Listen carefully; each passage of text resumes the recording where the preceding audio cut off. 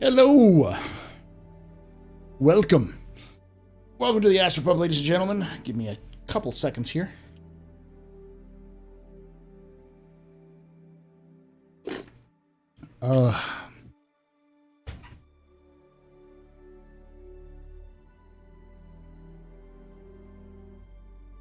Welcome to the office hours. Welcome to the AstroPub. Welcome to the office hours. This is a live stream where we talk about Star Citizen lore, news, and more. And we got a big one this week. She's a large one.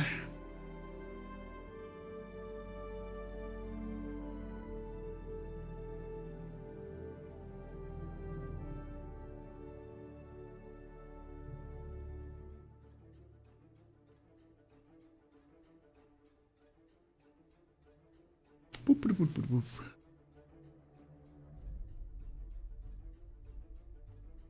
All right.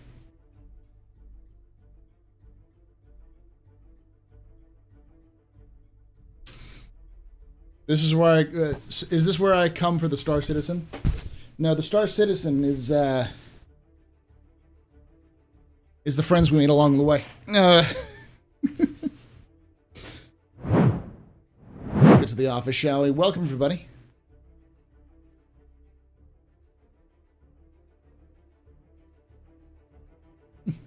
Capsule. This is indeed where you get in office hours. Capsule. Nope, I am not printing right now, Darj, because I have to baby the printer when it first starts. I can't set it and forget it. And I didn't have time to download it, transfer it, and start it because I got home, worked out, had dinner, and ran late. So it's gonna be the end of it though. Hope enough time before Bar Citizen. I can imagine we probably won't take that long.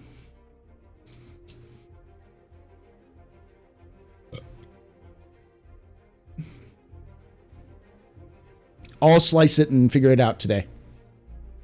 Welcome.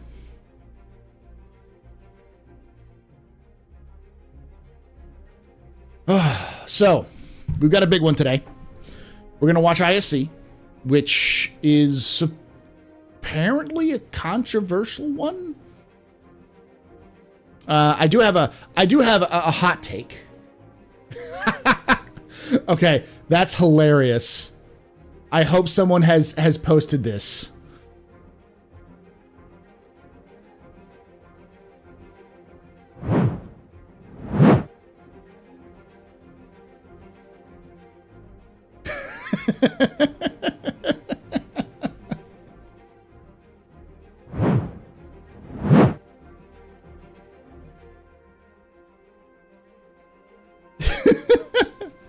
Has it been posted on you on I'm guessing it's a Twitter thing.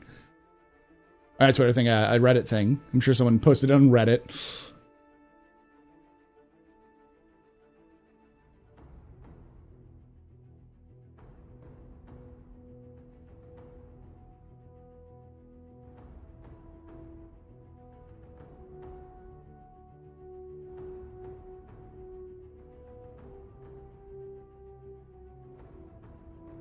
The whole show should be beards. Well, it's controversial, and we'll talk about that. Oh, what was I going to say? I was going to say something else. Oh, I'm going to say something controversial myself. So here's the reality, and this is going to sound awful, but this is something that I think a lot of people have to kind of come to terms with. Star Citizen, as it is right now, is not going to be the Star Citizen that you're looking for. Or the Star Citizen you know at the end of the year. And the Star Citizen at the end of the year is not going to be the same Star Citizen at the end of next year. And that transition is going to become more pronounced. It's always happened, but that transition is going to become more pronounced this year and next year. Paul was fashionably late. I was less than 15 minutes late. Okay?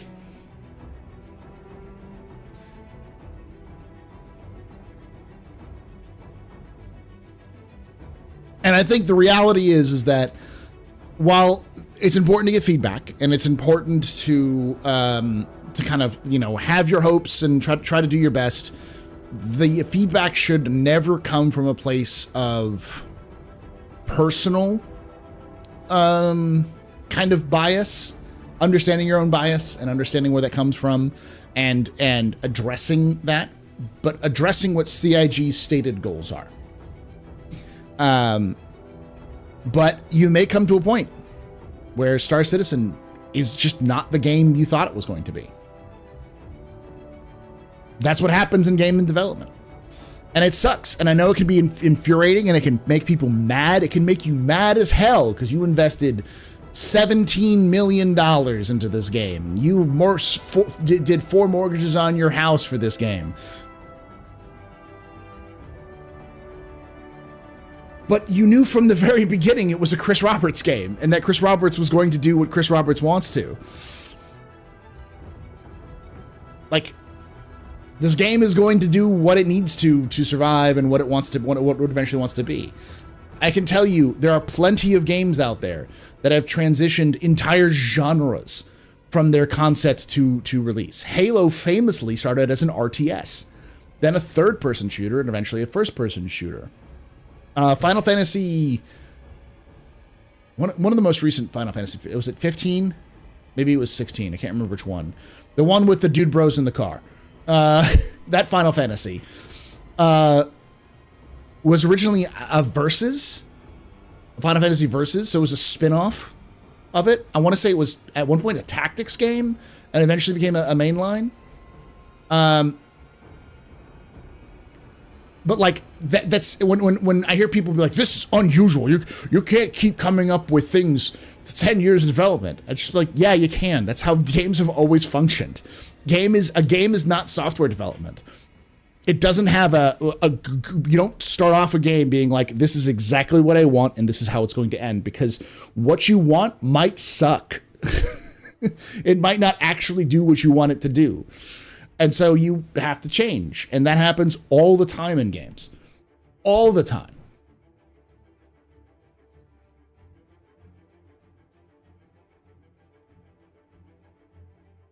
Especially if it becomes an RTS riot.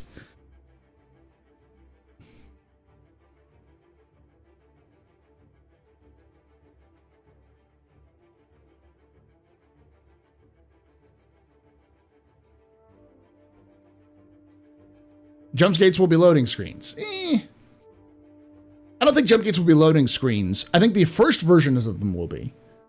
But they were never going to be interactive in-depth interactions. They're going to be transitions.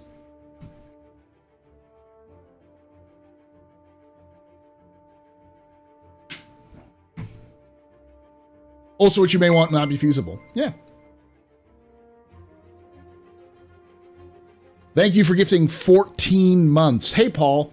Hey, Pub. Nice 14-month. Really enjoyed your content here and over on Astro Historian. Thank you. Thank you, Grisman. You can take away my space. For those five memberships, too. You can even take away my space lasers. But you can never, ever take away my space game.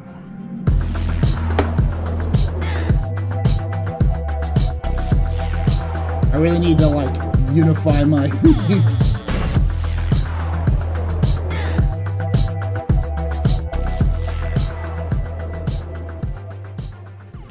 Grisman56 gifted Andre a membership.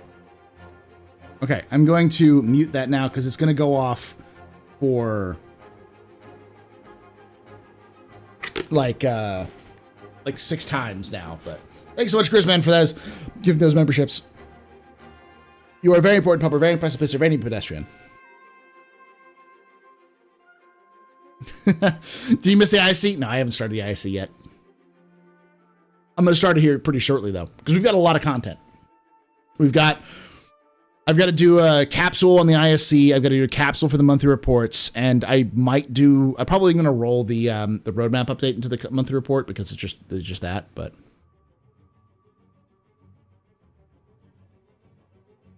they talked about combat in travel tunnel through the gate, though.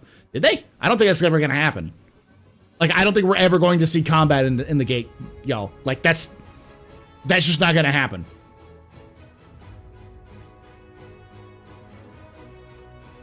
It's not really supposed to be that.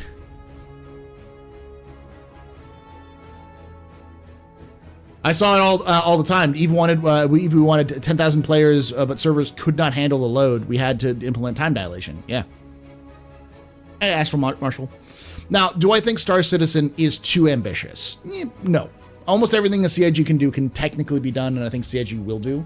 But I do think that CIG's ideas are going to shift with the change of the tone. Like one of the actual what is it called?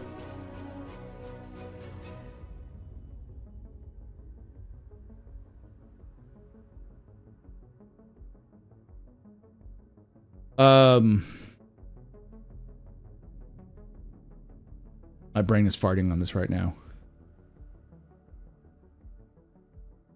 Oh, one of the complaints that I saw from this ISC, and one of the constant complaints, and this seems to be coming from the French community, the French FPS community, is that Star Citizen is becoming too much like Halo. And the idea being is that Star Citizen is becoming an arcade shooter. And I've heard this same argument from the from the people who do ship FPS or shift fighting, ship combat. The reality is that a lot of those people will use arcade as a slur. When they say arcade, they want to bring up the most arcade title you can think of. They may not actually say the name, but they're trying to imply it because they want you to think of Star Citizen turning into Star Fox, or in this case, Halo. That same community is saying Star Citizen is more like Battlefield than it is Tarkov or Arma. And the reality is that Star Citizen is none of those things. Because it can't be any of those things. It has elements of like survival games that don't exist in Battlefield, but it's going to have gameplay that has to be fun and engaging, but also allows you to survive long enough so you don't just get absolutely dumpstered. So they want cinematic, like you're playing a movie, gameplay, in a realistic universe, and a universe with consequences and actions and things like food and drink and stuff like that. They want all these things. And no one's fucking done this before. So whatever they come up with is not going to be like anything we've played before, because it's just by the nature, just can't.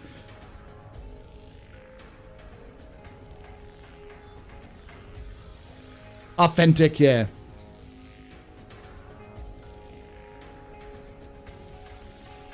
Oh, yeah. We're Fortnite now, y'all. It's 100% what's happening. It's hyperbole. It's absolute hyperbole. And the reality is like, those are the people who are going to be angry. They're going to be mad for the next 6 months. Some of them are going to leave, and others are going to adapt. And the perfect person to point this out was Darklaw. Darklaw pointed this out before. It's like, this isn't the first time something like this has happened, nor will it be the last time something like this has happened. You can take away my... Okay. Like, it's gonna happen frequently because CIG is fundamentally changing how the game is going to play, because CIG is not looking at the game as what can we do to, get us to the next milestone. What are the next milestones? That thinking's done. Let me bring it up. I'll bring it up, the big one. This is an important one to think about.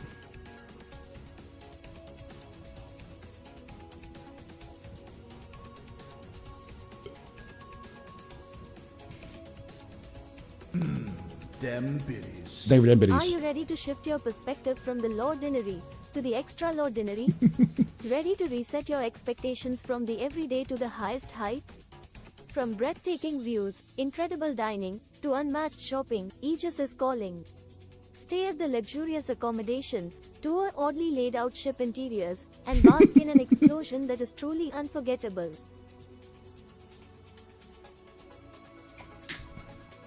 Okay.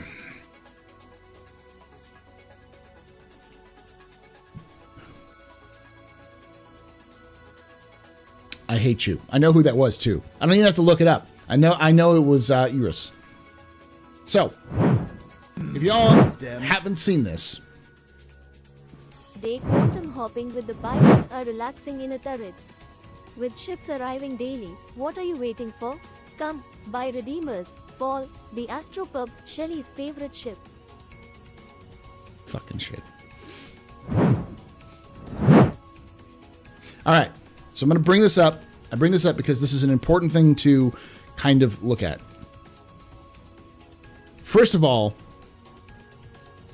this isn't the first time I've seen, nor will be the last time you'll see this, them mentioning 1.0 or the final game. Last year, if you went back and look at some of the old ISCs and some of the SCLs, you'll mention, and even like CitizenCon, they start to mention 1.0. They're like, oh, the next patch and beyond, or the actual final game. Like, they're starting to think of Star Citizen as a complete title. I think it's a bad idea to call it a full release, to go from alpha to release in like one patch or two patches or whatever. I still think it's fucking high to do that, to do anything like that, because Star Citizen is still years of content away from being like a released game. Even with like 2 systems or 3 systems, there's just like fundamental stuff that's not there yet. But we're starting to see the transition, and the transition is an important one. I'll read this off. I've had lots of folks ping me asking to follow up on the main question here, which is fair since I rolled into the topic to clarify a tangential question. We're looking at what we have now and the vision for 1.0 for this feature and many others. So this is talking about bed logging. The bed logging question is like, how is bed logging going to function with server meshing and that sort of thing? And how is it changing? So it's like, you're only one person on a ship for 20, 30 kilometers away from landmarks and OM markers and without any references. Like, how is this going to change? Like, with all these things going to change, how is this going to change? And he says, we're looking at what we have now and the vision for 1.0 for this feature and many others. The way bed logging works in the game isn't going to fit that vision, but really more fundamentally, bed logging itself doesn't entirely fit that vision. I don't want to overly speak to specifics now, but what we want is ultimately to be more ambitious and fundamentally revisit what logging in, persistence, spawning, and everything around it. In this new world, we're going to have a drastically different game that has server meshing, persistent habs and hangars, player-created bases, multiple star systems, and more. That said, because of all of it, we won't be something you'll see changes in 3.23. On the road to Star Citizen 1.0, this is one of many things the game will be looking at to make sure that it's hitting the mark of what the game needs and the vision CR has. If you notice, one of the big complaints that people have of the current roadmap, and I say big complaints, it's the 17 people who are looking to be mad at Star Citizen. Hey, Buster.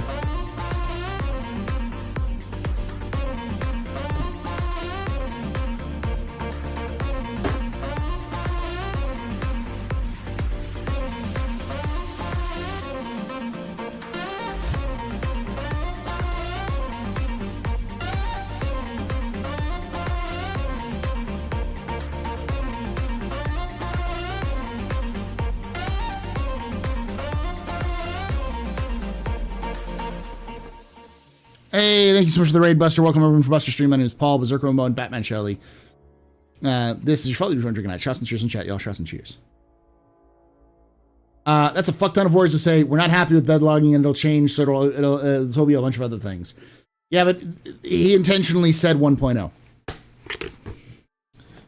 If you notice, the roadmap updates mention long-term planning is going on.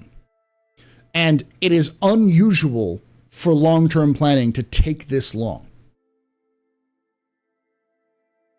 And we're going to go into the monthly reports as well to talk about this, but CIG is shifting their perspective from the ordinary to the extraordinary.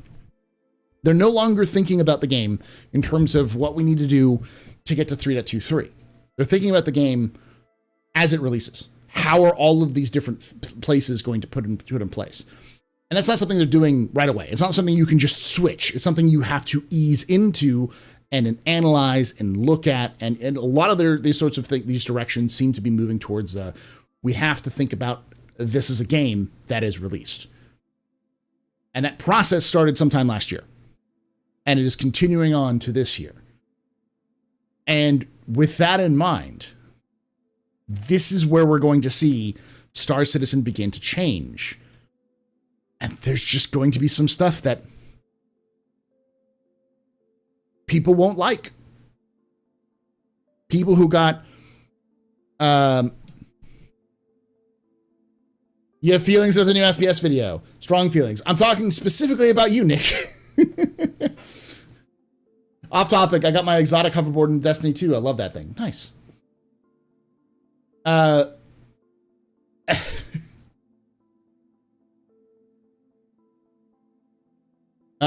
When did the Road 4.0 get announced? It's going to be a while to 1.0. Oh yeah, 100%. It's going to be years away. But the process of moving to that direction is going to mean that some stuff is going to change. And that stuff is probably going to be someone's sacred cow.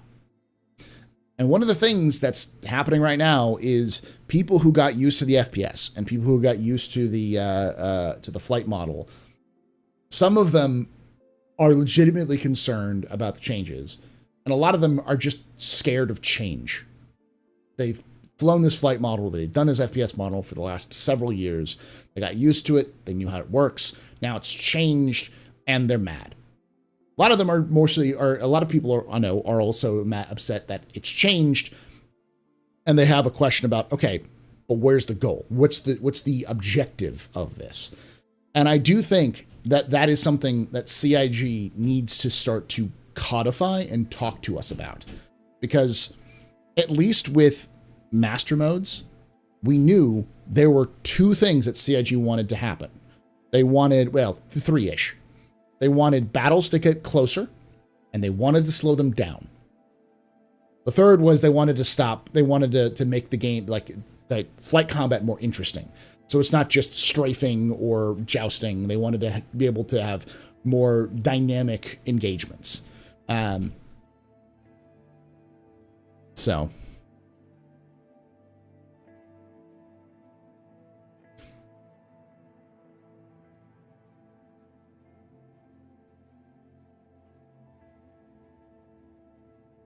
yeah, I definitely came to the realization that the current FPS team is now is in no way going to make it an FPS that will be considered good quality. To you, it's going to be quality for somebody.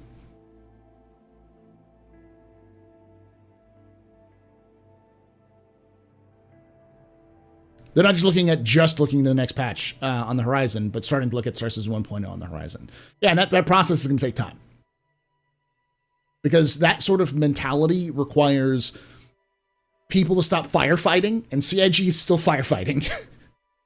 They got to fix problems in the short run and lots of other things. They have to start to think about how these different pieces of the puzzle slot into place, and that takes time and effort. So.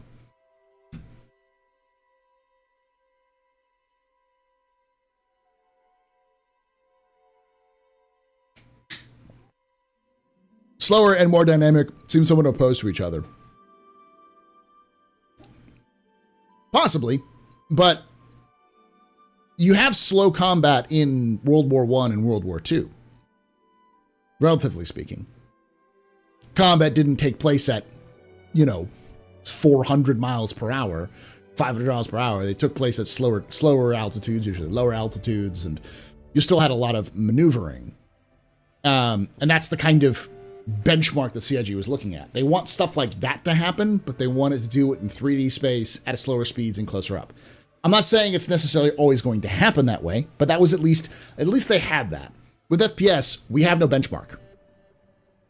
CIG has not come out and said, this is what we're looking for, or this is what we're looking for, which means that you have people who will run in and say that Star Citizen is now Fortnite, or Halo, or Battlefield. And none of those things are the same. Like, you realize you've just described 3 separate games that are just happen to be FPS, that none of them are in any way like similar in terms of how they function. So I said, this is now Star Wars. I guess I have some sympathy for people who watch a gameplay loop and was going and said, yeah, looks cool, and bought the game, only to have the entire gameplay loop changed on them. Yeah. I get that, but at the same time, the game was always going to change. And it's not like I was the only lone voice in the wilderness crying out saying this was going to happen. Plenty of people have said this was going to happen. Everyone knew that things were going to change as we got closer to it, but... Okay, my wife is making a lot of noise and I don't know what's going on. Yeah, there's never been a shortage of disclaimers.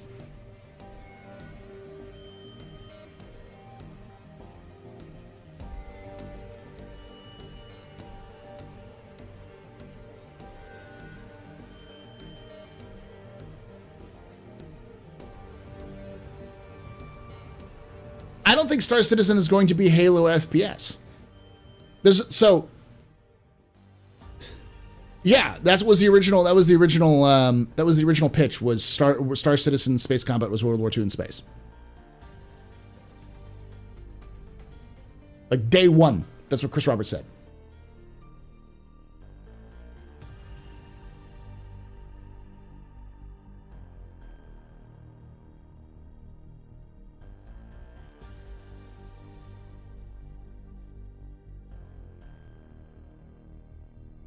Yeah, as a lifelong Halo player and as a longtime Battlefield player, I like both those games, but calling them similar is an insult to both of those games.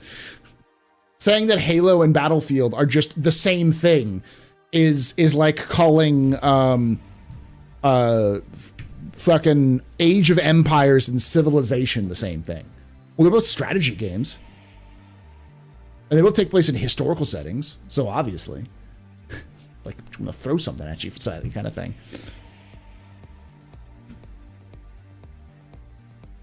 Like, hey, this might change is a bit too vague for people to be like, lol, they warned you. It's more that we knew that the game that we're playing right now was not the final version.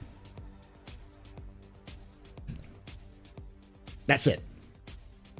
And the changes are going to happen. And while I get some sympathy for it, it's not the first time this has happened.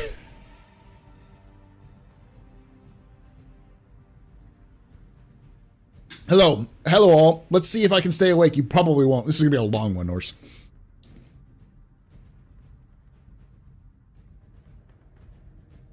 It's like saying CS2 and Rainbow Six Siege and Call of Duty is the same thing. They're not. I think what really needs to happen in order for people to feel more comfortable is for CIG to set up a benchmark. Tell us what they're shooting for. What's the feel? What's the speed? What's the goal of the gameplay, of the gunplay, of the damage markers, all those sorts of things. And I get that a lot of that's not going to be in their hands because they have to talk to the teams that are doing the character or the player feature teams or whatever. The team that deals with like damage and healing and food. That whole that whole team is a separate team. The animation team is a separate team for doing different animations and such.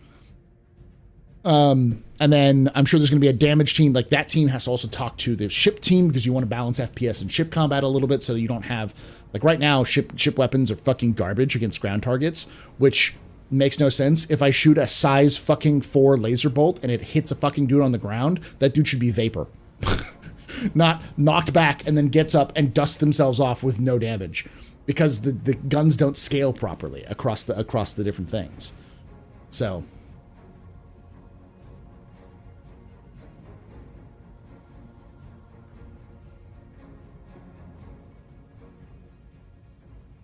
Trip lasers tickle, yeah. Shooters are kind of in a spectrum from slower Rainbow Six style to college style. Saying it's like Battlefield is just saying where it's in relation to the others. Yeah, but when you say it's Battlefield and then you say it's Halo, those do not have the same pacing. They don't have the same pacing. They don't have the same gunplay. They don't have the same damage indicators. Like, there's no regenerating health, as far as I understand, in Battlefield. At least that there might be now, but there wasn't in the older Battlefields. You know, Halo has shields and health, and you know, like there's only a certain number of guns. I guess Battlefield and Halo both have that, where they can have a certain number of guns, but there's like classes in Battlefield there aren't in Halo. God, what else is up there? Like there's different abilities. You know, the movement is very floaty in Halo compared to Battlefield. Yeah. So like the problem is that like a lot of things that when Nick and Vertigo were on, a lot of the things that Nick and Vertigo talked about, and Nick, you can confirm or deny this, Nick, since I know you're in chat, is that the movement sucks. It's that the movement speed and the direction doesn't work. But that's not the FPS team. That's the player like locomotion team. That's a completely separate team.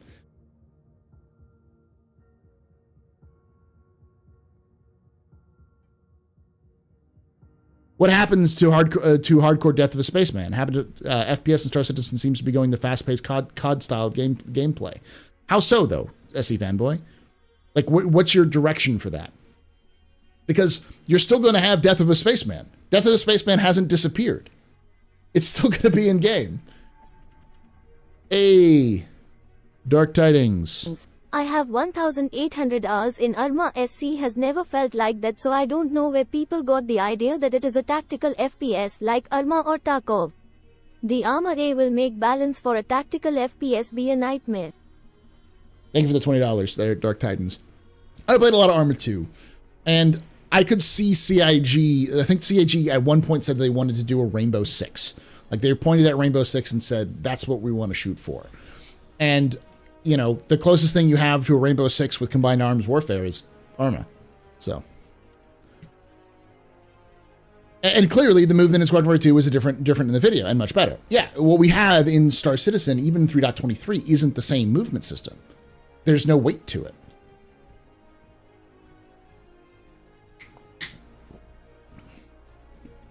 Auto reload. Does Call of Duty have ammo pooling?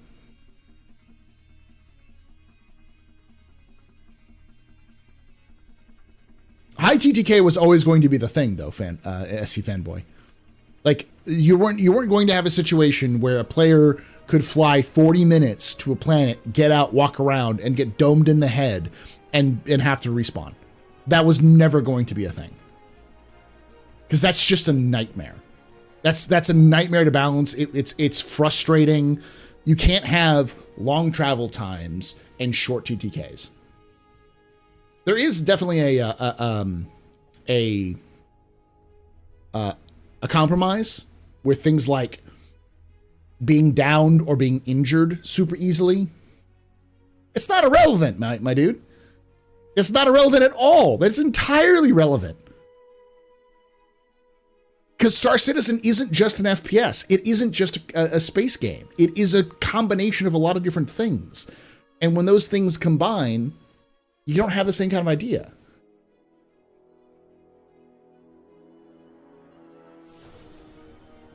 I'm not quoting CR. I'm saying, like, this is like literally what I'm saying. Unless you're saying talking to somebody else.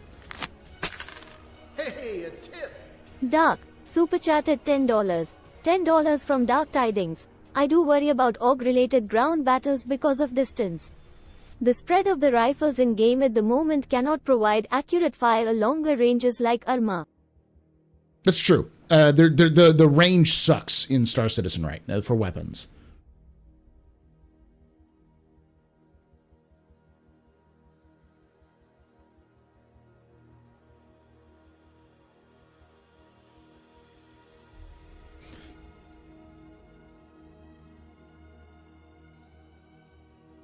You don't want a game to become a Dark Forest situation. You kind of have to explain Dark Forest because not a lot of people know.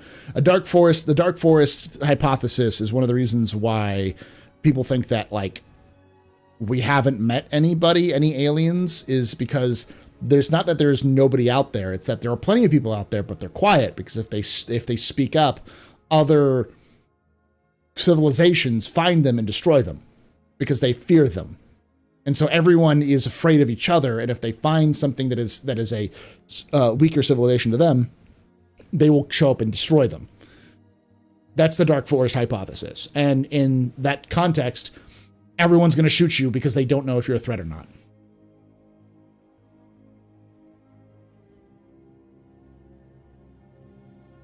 And that's what I want, a quick to down state, more in-depth down state, and more in-depth medical gameplay. And I do think that's a better compromise. Higher TTK with more downs, with more medicals, because that would also encourage players to team up with other people and have medical solutions. And that's more cinematic. Being shot in the fucking leg and limping to cover and then having to heal yourself or having a buddy heal you so you can survive is a better solution to the problem than you get domed once and you're dead. You can't, high TTK, as Fanboy says, high TTK right now is a mistake because of the high desync though.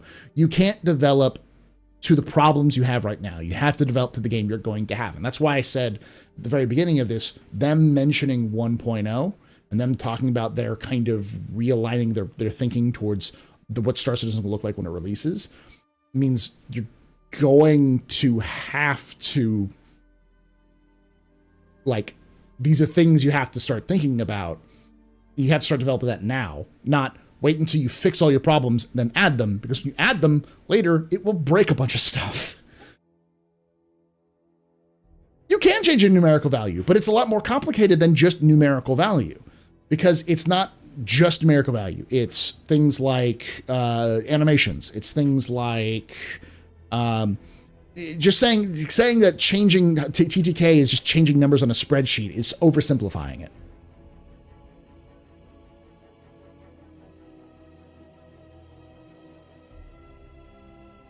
Yeah, the reason why high TTK exists now is because you're wearing impenetrable armor of magazines on your chest.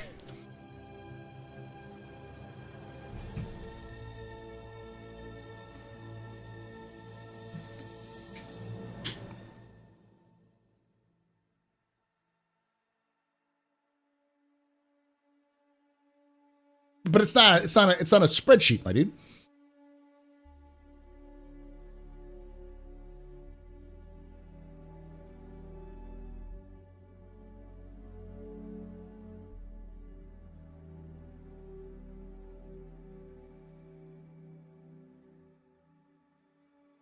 How do you know it'll feel like COD when you haven't played it, SE Fanboy? Sliding to cover has been in lots of games that have been slow paced or even more methodical. Like sliding to cover is in Darktide. And I don't think anyone goes around and say arcade. It's a like straight up arcade shooter. It's a horde shooter for sure, but it's not like you're going to be sliding around the map.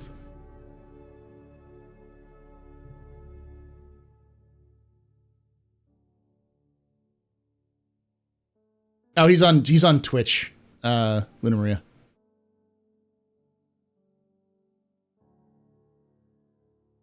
Brother,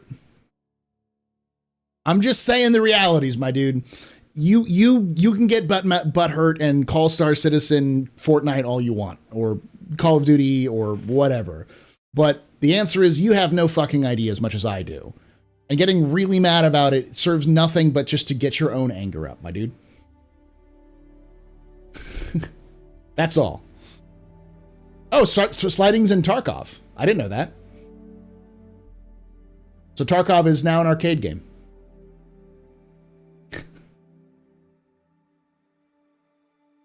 No, I fucking love Titanfall, all right? Titanfall is one of my favorite games of all time. Titanfall 2 especially.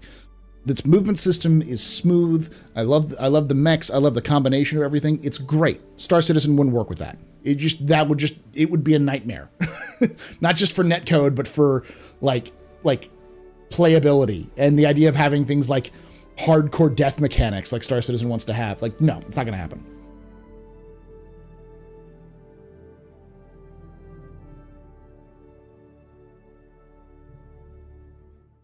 No, it's not an arcade game. It's not, but like it's those sorts of things where it's like, you know, if game has sliding, it is arcade.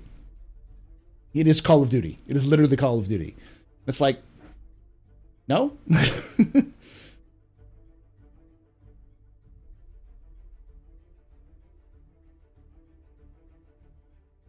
Oh, is the therapy out for the game community yet? Yeah. The reality is that Star Citizen is not going to fit into any sort of bubble when people are trying to put it in. It'll fit in the bubble that has to.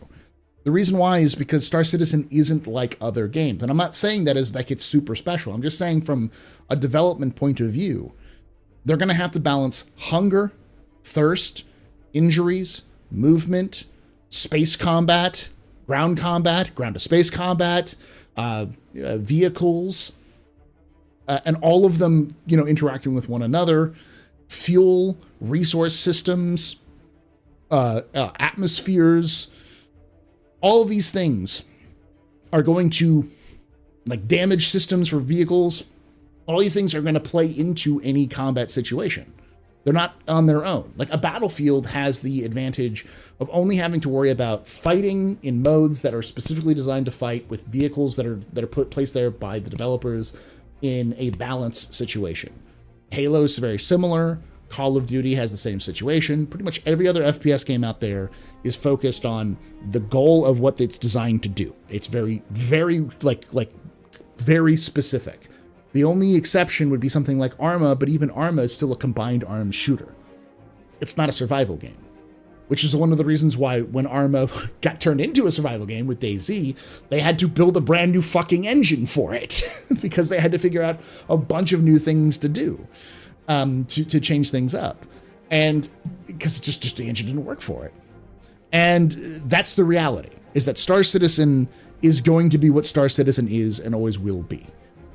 The best we can do is hope it's fun and give our feedback in that direction.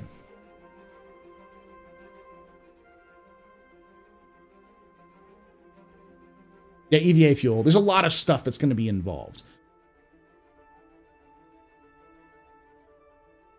Right now, they are just copying and pasting from Squadron 42. 100%. That is like 1,000% what they're doing. They're taking stuff from Squadron and they're putting it in Star Citizen. But that doesn't mean it's going to be like that forever.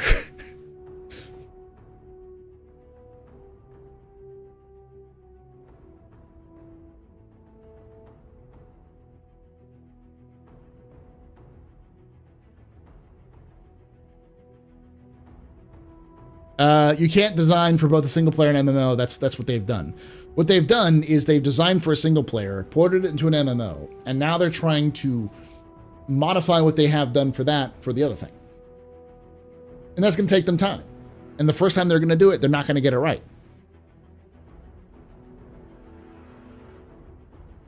But it doesn't help running around screaming like the house is on fire, saying that Star Citizen has turned into Fortnite. What I love one of my favorite quotes from all of this. I'm going to read it out loud in a very serious voice.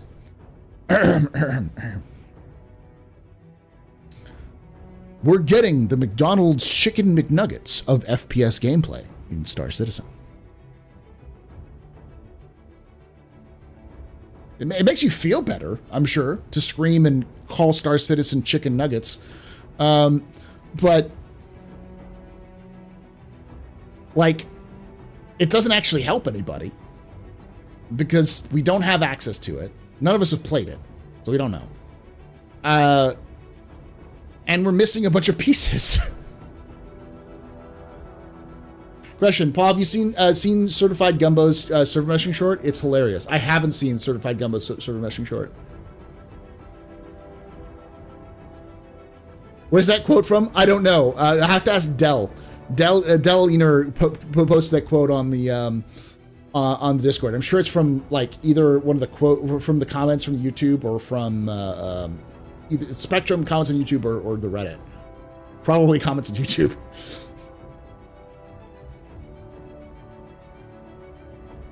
It's from Spectrum.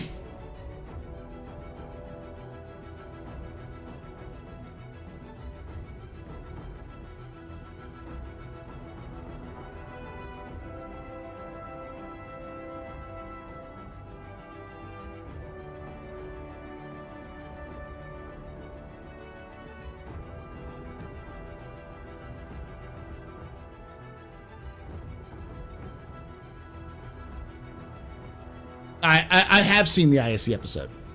I haven't watched it live yet, though.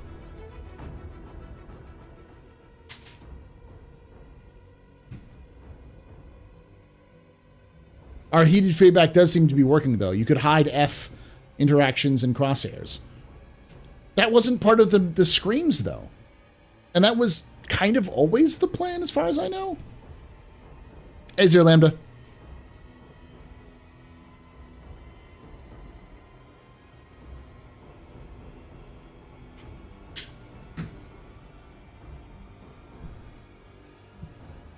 Oh, F, hiding F. I was wondering, those for it's the interaction stuff. Okay, so Star Citizen Fanboy has got a direct line to the developers, and if they scream loud enough, they get what they want. That's what you're saying, my dude.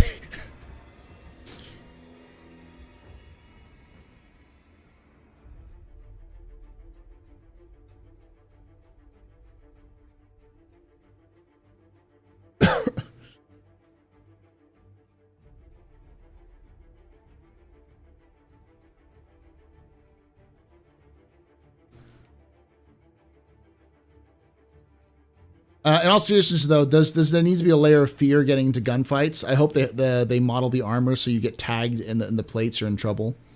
You get tagged if you get tagged between the plates. Yeah, I don't know how in depth it'll be. I'm sure it'll be fairly good, but you also got to remember that Star Citizen at the end of the day is an online game. So because it's an online game, there's going to be lag and other things like that, and CSG's probably going to have a simplification for some of that stuff.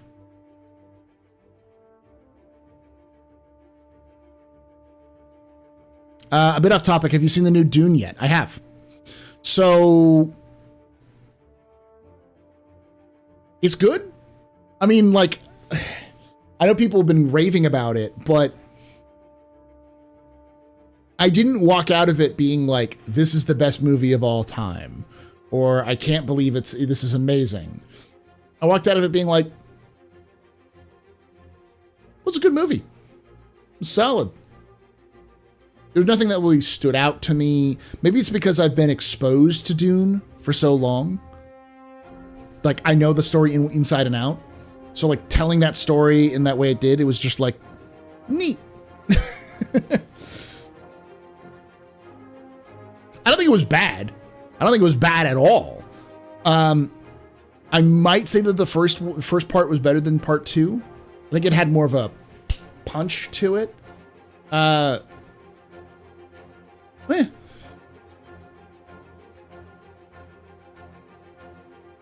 But it was good. I didn't get the bucket, no.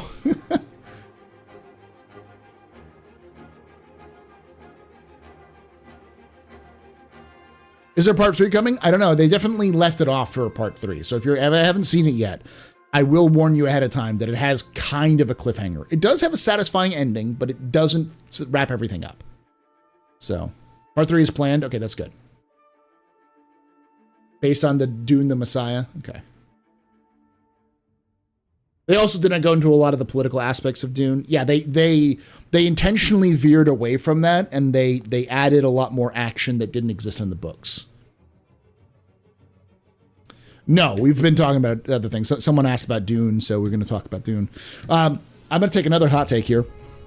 Dune inspired CIG, as lots of things do, but CIG's... They've made the Fremen in Star Citizen.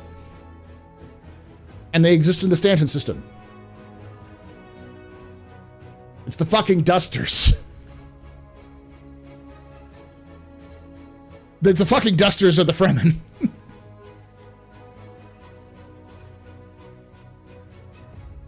It's not even like subtle. I mean, yeah. and before anyone's like CIG is just jumping from hot IP to hot IP. CIG made a Dune reference in 2016. Like they were making Dune references before the latest Dune stuff was out. Yeah, the Tusken Raiders are too. Except for the caster armor isn't good for anything. Not, it looks cool.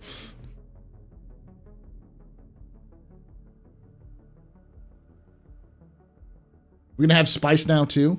No, but I mean, like, 40K is heavily inspired by Dune. You know, Star Wars is heavily inspired by Dune. You can see those elements in there. Like Star Wars straight up has spice. I think what we'll see is instead of spice, we'll see something like Quantanium mines or some other rare resource that exists that the Dusters are being exploited for. Star Citizen has enough drugs. Says you. Who are the Belters? The Ninetails, maybe?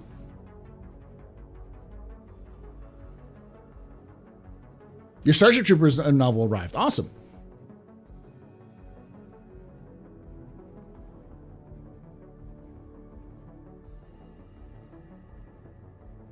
The Star Citizen has a lot of homages and nods to other science fictions out there. Sandworms in 3.23 confirmed. They exist on Lear 2, I think. So, and if we're going to get Lear at some point.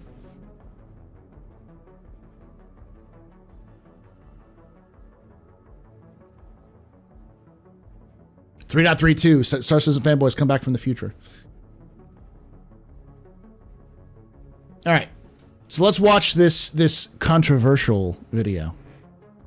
I'm gonna do the run an ad before this so that people don't get too mad. So, but I'm also going to do a capsule. So you all know what this is going to mean. It means I'm not going to pay attention to chat. If I get rated, I get rated. As it is what it is.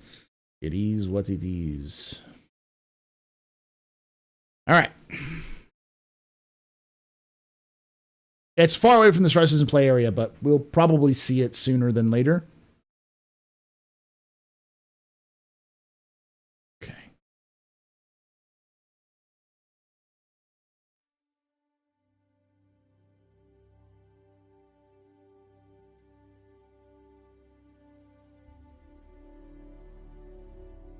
Hello, and welcome to another Office Hours.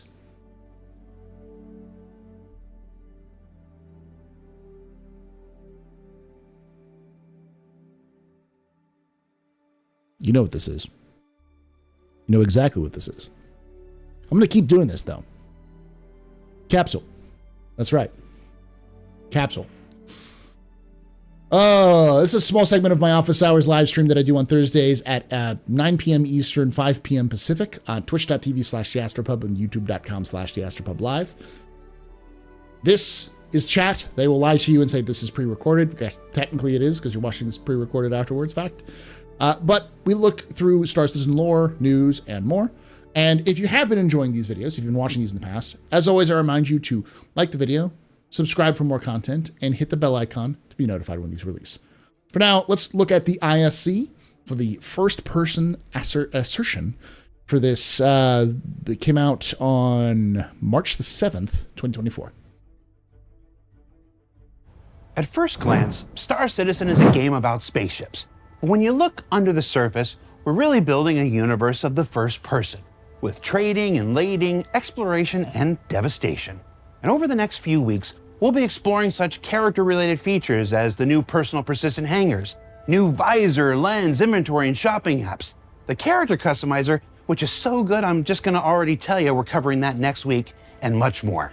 But before we leave our combat era of ISC, this week we're sitting down with members of Team Nuck. We really gotta get these new teams new names. Team Kine and Team Nuck. I like it. Discuss all the FPS combat related changes coming in Alpha 3.23. Let's find out more.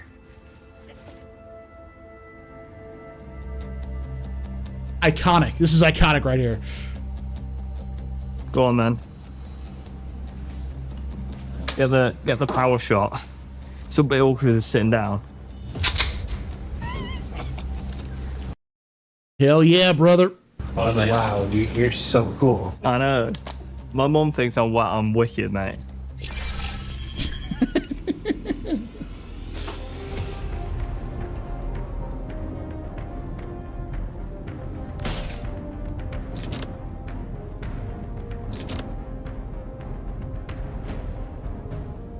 I love these animations. This game is 930 years in the future. Why does reloading matter? Reloading, I think, matters because from a player perspective, it makes you think ahead of the combat that you're about to go into.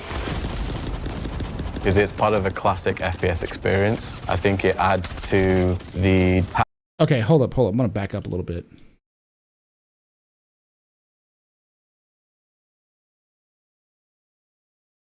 Sorry, I'm backing up. Let's look at this absolute champion with that beard. Look at that beard. Mwah, mwah. You, sir, have a glorious beard. I love this. Yes. Yes. To the tactical element of gameplay, thinking on the fly, and it's also quite satisfying to reload weapons. I find it satisfying anyway. You give a little bit of thought that the situation you're going to put yourself into, it feels a bit more immersive. We obviously have a bit more of a complex system with our magazines. So we obviously have magazines on the suit, and we also have magazines in your backpack.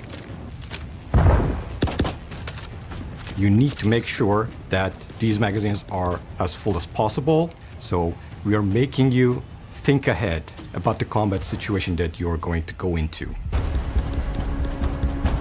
So for Alpha 323, reloading is kind of two parts.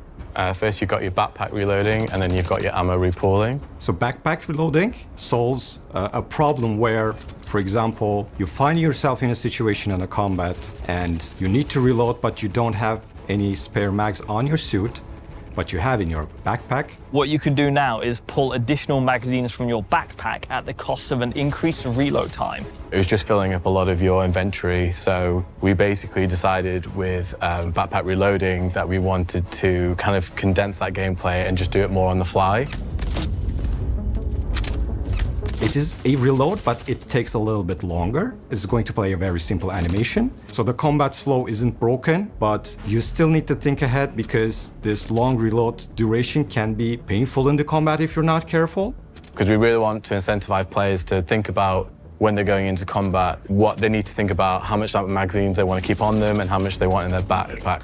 The last thing This is all good, but I think chat's also pointing this out, which is one of the biggest kind of trends I've seen in FPS is staged reloading. And while the animations look great, CIG really needs to invest. And they seem to be almost hostile to this idea. So I'd love to see CIG actually respond to that is, you know, if there is any CIG developers watching at this time, why are you so hostile to the idea of stage reloading? And for those of you who don't know, stage reloading is when you are reloading something and you need to stop. Like say you're reloading and someone's coming around the corner and you're like, oh, fuck. You stop the animation, reach down, grab your sidearm and fire, right? It's faster to switch your fire sidearm than to reload, you know, that old trope. But then as you get back to it, you can continue to reload. Basically, you're able to cancel an animation, but you're also able to pick your animation back up where you last left off and continue doing that. Helldivers has it. What's the other one? Darktide has it. A couple other games have it. Right now, you can cancel animations, but you have to melee to cancel animations. And it's kind of janky and weird and those sorts of things. So you definitely need to have some sort of balance there, where you need to you be able to cancel your reload animations so that you can switch to a sidearm into a different weapon. I'm okay with slow reload animations. You just need to have the ability to cancel them if you need be. So thing you really want to do is pull out, open a UI and pull out magazines from here and move them across there. This allows you to keep in the combat, in the action, without having to go through inventory menus. You will be able to see how many magazines on your suit and how full they are, and a backpack icon if you have magazines on your backpack. And if you see no magazines icon but a backpack icon, then you'll understand that the next reload you're gonna do is going to be a backpack reload. So it keeps you in the flow, but it forces you to wait a little bit. The punishment of not preparing yourself is still there, but it's lighter, it's more forgiving. So with repooling, the idea being that if you've got lots of, let's say, we take a 30 mag ballistic magazine, let's say you've got 15, 15, 15, you've got 3 half-empty magazines. The idea being is you just hit a key binding, the animation will play like a rummage, and basically those magazines will condense down into full magazines and then automatically discard the empty ones. As a result of this... That's not too bad.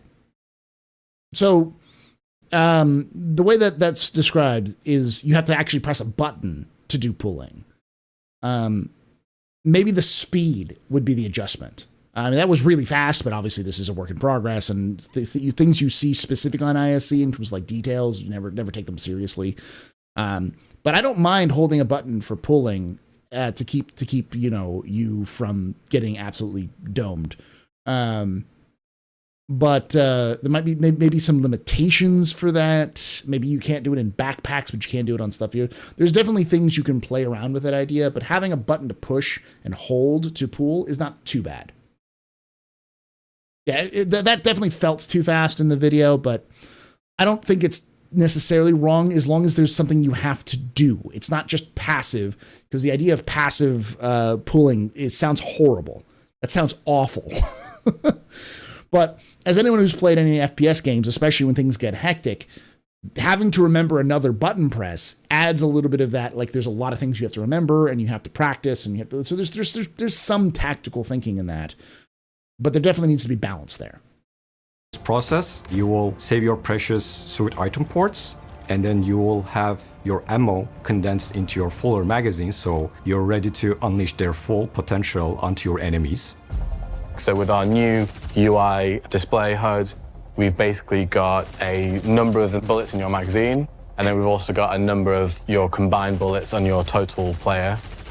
And duration of this operation is going to depend on how much ammo you're shifting around and the type of ammo that you're shifting around. So repulling pistol magazines is going to take a different amount of time than repulling rockets, for example. And you can also balance it by saying you can't pull laser weapons. That'd be a great disadvantage for laser weapons. Or laser weapons, energy-based weapons. I see there's been a discussion about this, about like, what is energy weapons? And the answer is energy weapons is whatever the fuck CSU wants it to be, because it's a video game. But like, that would be a great kind of balancing mechanic. Like, hey, you can pull ballistics. You got energy weapons? Tough titty, That means that we're spending less time in the inventory screen and more time actually in gameplay. This all will be in 3.23, but after that, we will be looking into throwables and consumables. So you will be able to repull your grenades and your med pens. And there are still a couple of unclear points about some weapons. For example, multi-tool and its salvage canisters. We're still exploring what options we have over there. So oh, that's a good idea. Chat's saying double tap R for tac reload, just to put dump mag and whatever lose ammo. Yeah, you could also have things like active reload systems where you have a rhythm you have to hit to try to do that. And if you screw up, you still reload, but you drop some ammo, so it may not be full. There's ways you can use the same system and kind of tweak it to make it a little bit more tactical, and also make it, because like, anytime you're forcing someone to think more about something else while they're getting shot at or getting pushed by like AR or friendlies or friends or enemies or whatever, like, that's good. Like that, I like that. That's a screw you. You didn't pay attention, and now you've tapped the puppy, and you're feeding the puppy, but you're not actually doing what you're supposed to do. So now you have a bunch of half full magazines instead of knowing your ammo management. There should be a consequence for just dumping half a magazine and then reloading. Like, there should be consequences for those actions. And there should be rewards for people who are better at managing their ammo. Consequences and rewards is the consequence, like the hallmark of Star Citizen gameplays. So recoil is part of the identity of the weapon. Oh yeah. Okay. Look at this absolute Chad right here. That man fucks. That is the face of a man who fucks. And it will also allow players to express their skill in a certain way. We have different kinds of recoil, very subtle recoils and very wild recoils. And depending on that, you can paint an image of either this is a very harsh, very, very aggressive assault rifle or a very gentle pistol, maybe even with a silencer on top of it. When I've been watching CitizenCon and we showed the new recoils, one of the biggest feedbacks was, those are laser weapons. They don't have recoil. Oh God, if I see one more forum post about like why do laser guns not, well, why don't laser guns have recoil? It drives me up the wall.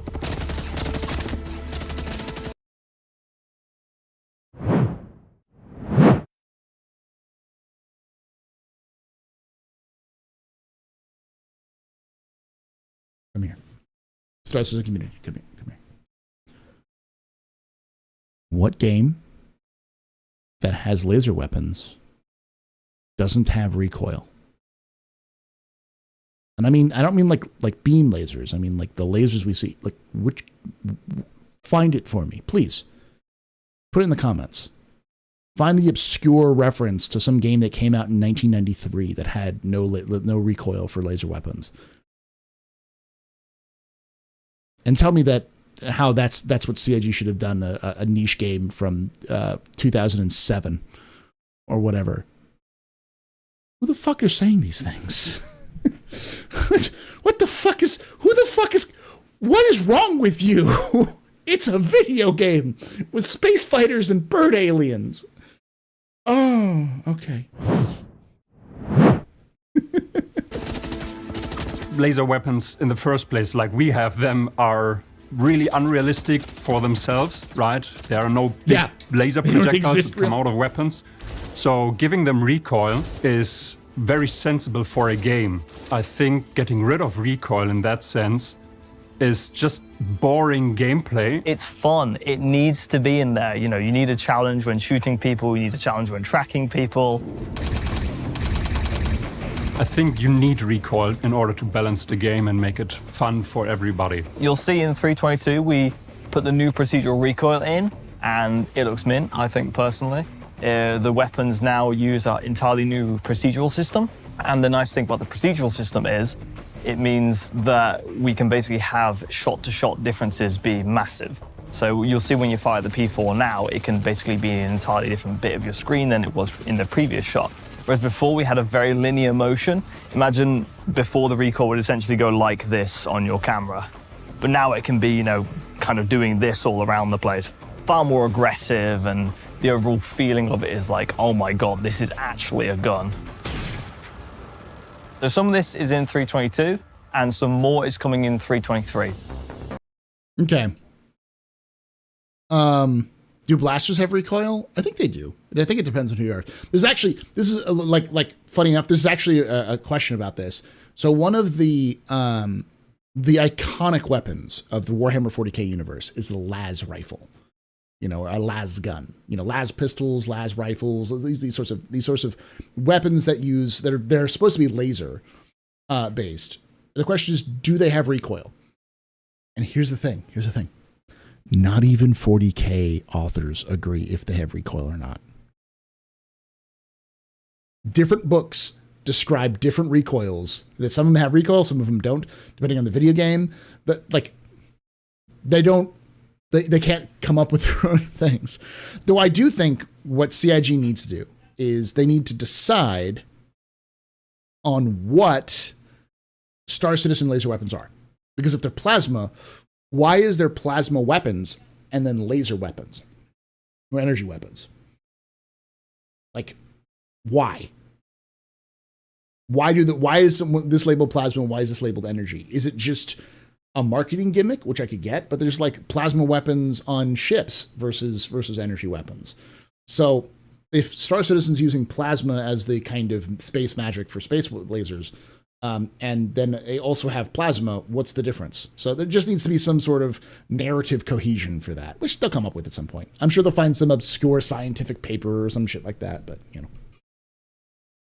know. As long as it kind of fits in with the universe. As long as someone says, but why this? And your answer is, well, this is the answer in the universe. Then they go, okay. Like, a good example of that is Orison. Orison makes no sense scientifically. It wouldn't work. It wouldn't functionally be able to work the way that they said. But they have an explanation for it. Could it plausibly work? Like, no, but maybe, you know? There's at least some explanation for how it functions, and it makes sense in the universe. And it's like, okay. And why does it bother? It's the same thing. It's a gun. Yeah, but it's about, like, you're going to get people, and this is weird that it happens mostly in Star Citizen. You don't really see it outside of Star Citizen, but Star Citizen gets these really hypercritical people who say 900 years in the future, X should happen. Or this doesn't make any sense and this is wrong. It's a weird sort of hyperfixation that happens in Star Citizen community, and it happens often from people outside the community who come into the community as well. And you don't see it with any other game because Star Citizen has been, especially by the fans, been kind of promoted as a super realistic space sim when it has space fighters and bird aliens. So this is just a little bit of a tangent on this one, but I do think that sort of cohesion would help answer some of these questions. So, for example, the sniper rifles, these are going to have, the majority of sniper rifles will have the new procedural recoil, and the majority of the pistols will have the new procedural recoil. So you'll see some of the pistols, their personality will have changed a little bit, but their functionality will still be the same. And you'll see the snipers basically feeling a lot more powerful and angry, as you've seen with the other weapons that have had their passes. And with the new recoil system, this just feels like a real weapon, and it feels like this thing just has impact, right? You know, you want your weapon to feel angry. If the weapon is just stable and still on the screen, you'd be like, oh, this feels pants. So we have not only just scopes, we have a whole new suite of iron sights for the majority of our weapons. So what this has done is we've essentially got stuff that has raised the camera upwards and given a better target acquisition window. This is obviously with a lot of sci-fi guns. They're very chunky, they're very kind of fat, which is just how a lot of sci-fi things are. So naturally, we've managed to improve upon this by saying, hey, you've still got that fat chunkiness, but we've raised the camera up and we've managed to make the sightline cleaner for for example, your Kana rifle. On the scope side of things, we've basically overhauled how they work. So previously, if you were looking at anything that is, you know, an 8 times or above, it would basically have a black border around the actual scope bit itself. But now that is gone. The graphics guys did an amazing job at implementing the shaders for these. So the scopes just look way more realistic than they used to be. Nice reflections and a parallax effect. This is something different. Just a gorgeous view. I can't wait for you guys to see them. It's probably the most exciting thing for me personally in 323. So this looks fine. This is what they showed off at CitizenCon. I've heard people say that this is not what they showed off at CitizenCon. So that's definitely something. I've heard some people get really mad about this. And I do wonder why. So if you look through the scope, you actually see the scope inside.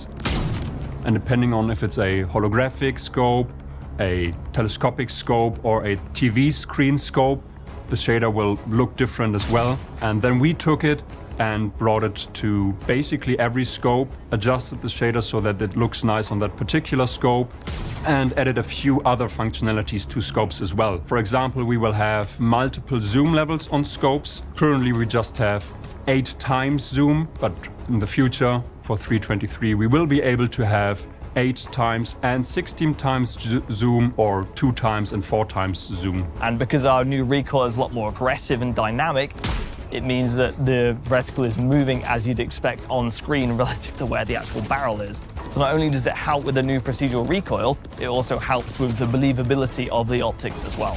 So I think the whole scope experience or ADS experience with scopes is just gonna get better from here on.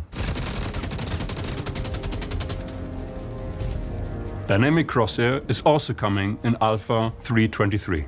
Dynamic crosshair it's in the name, it's a crosshair. But the good thing about our crosshair is it's a little more futuristic, a little bit more sci-fi. So in 3.23, when you equip a combat visor, you'll have a dynamic crosshair on your screen. This follows the barrel of the gun, which is really cool because if you're reloading and you pull the gun up like that, the crosshair will actually go off screen like that. So it fits into the aesthetic of Star Citizen because it's grounded in the context of where the barrel actually is, which is really cool because if you've got a pistol which shoots a bit more up like this, it actually follows it as you would expect. Previously, you were always kind of point shooting, and it causes a problem in not knowing how big your crosshair actually is for your weapon. So we had to make the spread on the weapons a bit smaller than usual because if you're going to point shoot, you have the issue of like, where is my bullet actually going to go? This allows us to say, hey, this is actually kind of what your cone of spread is, and we can increase the spread values of weapons themselves, which... I don't like this. I don't like this. Because it... Why? Who's this for? Oh, well, if you want to point shoot, get a laser pointer. Like laser sights or like laser dots are in the game right now. What is this for, though? I still don't know who this is for. Which leads to better gameplay and people actually focusing on ADSing down sights, even in like 10-meter engagement ranges. Whoa, whoa, whoa, whoa, whoa! Why? Why would I even bother using ADS if I can point shoot?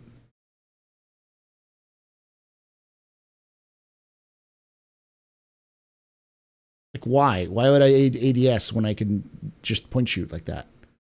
Unless you're making the spread super wide.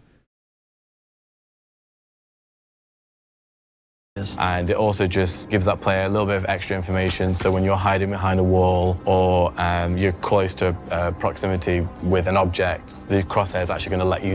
Laser pointer gives away your position. Yeah, but that's the point. It's you want to be able to point shoot, but you're going to give away your position. It's a balance thing. This one doesn't do anything. It just gives you instant shot. Know if you're going to hit the object or if you're going to shoot past it. I heard people saying this is unrealistic. I'm fairly certain we can do this with our technology today, so 900 years in the future shouldn't be a problem to have. Okay, that's the worst argument. CIG, that is terrible. That is an awful argument. Don't be using that argument. If you want to make it a justification because this is for people who are bad at shooting, that's fine. Like, I understand the argument that it allows for people to point shoot. I don't know how this is going to force people to ADS more when they can just hip fire easier. Why would you ADS when you have pointer like that? Like, that's an awful argument. Like, because don't make an argument about 900 years in the future when it's a gameplay purpose. It should service gameplay. All of this should be in the service of gameplay. What does it serve the gameplay? Saying, well, it's unrealistic. It doesn't fucking matter. You have space alien birds and space fighters. As I said earlier, this game was never going to be super realistic. It was supposed to feel authentic or whatever, but yeah. At least military tech to have this crosshair component to them. It's a crosshair that not only fits the aesthetic of Star Citizen, but cleanly fits into what you'd expect for Star Citizen as well. We are able to deactivate it, so if you don't like it, there's a menu option for you. You can also disable the new hit markers independently of the crosshair, so if you just prefer... But why would I? I get auto-aim. Why would I do that? To keep the hit markers, you can keep them. If you prefer to keep the crosshair and not the hit markers, you can do that as well. So you can fully utilize it to make it your own, what you want from the game. So you can have it completely off or on. And then we have things like, obviously, updated hit markers, and we also have a final hit red X as well to let you know that you've confirmed that kill. It's a completely optional feature, but I think you're gonna like it. So I think the reason why I'm so excited and the team is so excited about why these new changes to FPS are going to be so dynamic and completely change the game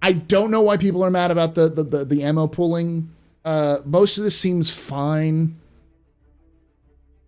The art recoil argument, I know they're going to be doing things like, a lot of people say with like laser weapons or energy weapons, they should have heating elements, and they probably will, but that's a resource system. That's the system that's going to be in for a bunch of other stuff. So,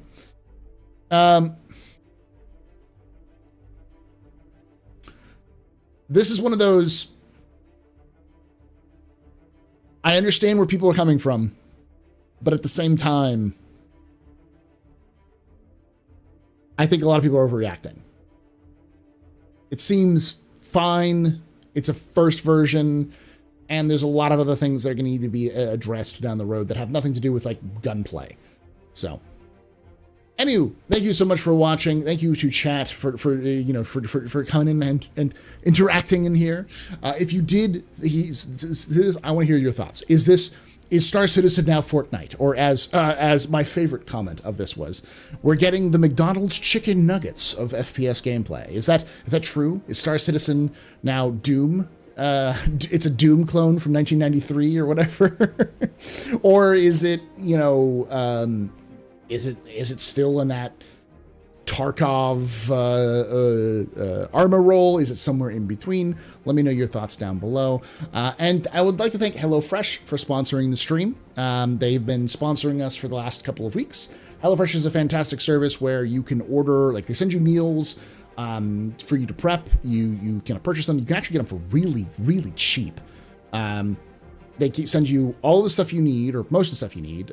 Usually you need things like olive oil or salt and pepper, stuff you'd probably pick up at a grocery store for like long term. But they send you most of the ingredients and that you need, and you can start cooking right away when it comes in. Pretty decent price, and they gave me a code where if you use my code to sign up for it, you can get 16 free meals. That's anywhere between $35 and $140 off when you use the code when you first sign up for HelloFresh. So, pretty good deal if you want to check it out. I'll leave the link into the description and in the top comment. And like I say every time, hope to see you someday. The Black.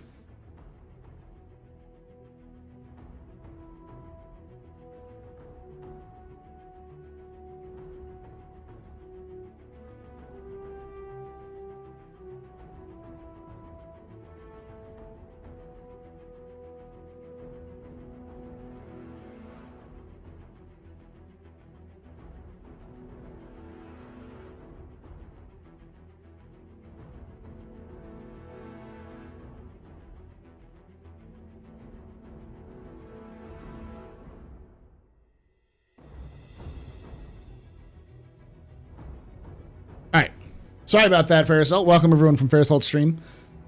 That was Farisalt who raided, right? Thank you for that raid.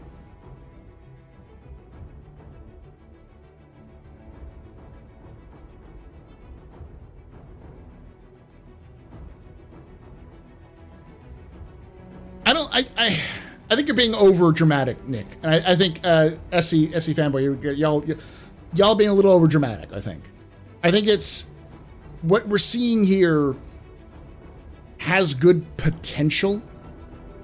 It's a good start, but we really need to play it and give feedback, just like master modes. If the team is actually interested in trying to adapt this single player mode to a multiplayer environment, especially a PvP environment, they're going to have to manage stuff. Now, this is also where I say Star Citizen is not a PvP game. Controversial statements, that's just me. Paul, controversial statements, AstroPub Shelley. Controversy is literally my middle name by now. But as I've said many times, Star Citizen is a PvE game with PvP in it. So I don't expect weapons to be balanced for PvP.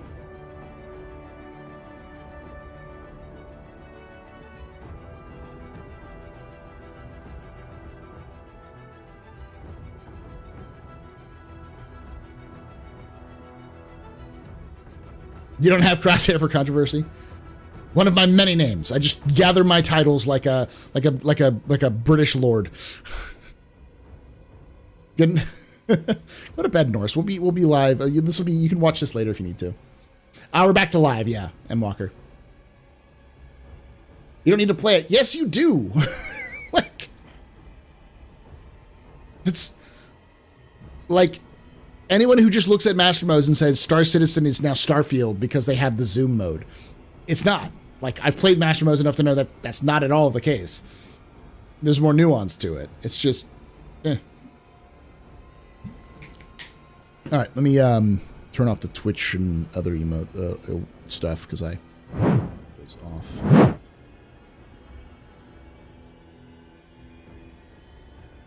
I will play it. I'll play it hard and judge it hard. That's fine.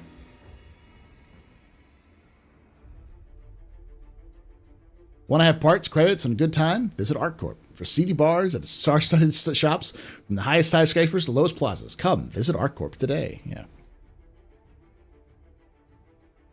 I have a feeling that a lot of people will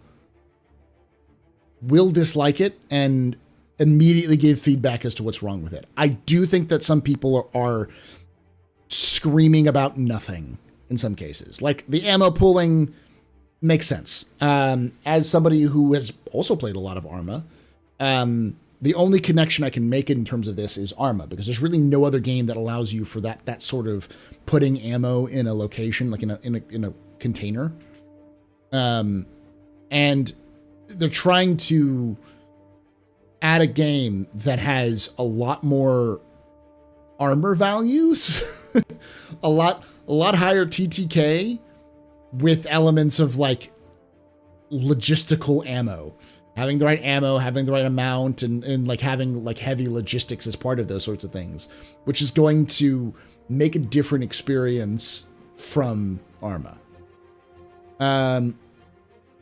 And I don't think, like, CIG at one point wanted to do the manual reload thing, and I don't think that'll work. I also would hope that they move away. They don't do pooled reloads, pooled ammo for energy weapons, because that would be a downside for energy weapons, which would be good. I could also see energy weapons either reloading slowly over time or having some sort of power pack, having some sort of tool to use them, because then you don't have to buy ammo, which is an advantage to energy weapons over ballistic weapons. It's a meaningful choice. So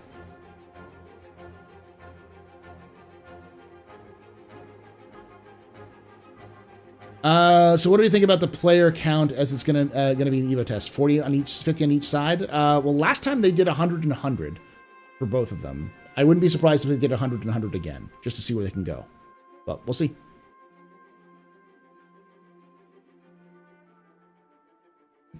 Stop shooting me! I need to plug in my pew pew stick. Yeah, I mean, I'm going to use a BattleTech analogy, but it's Tukyed.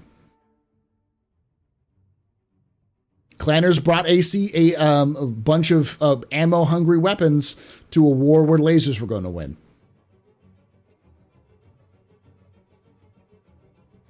When you need to bring in ballistics, you've already in a logistics fight, you've already lost if I can recharge.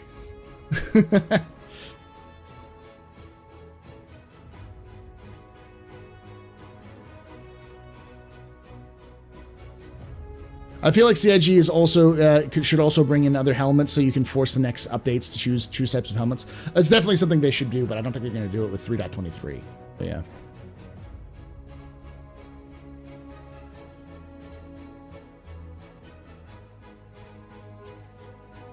But now they can go through a portal and increase the load on one side. That might be fine. That's because they want to test the upper limits of one shard. So, because it could be that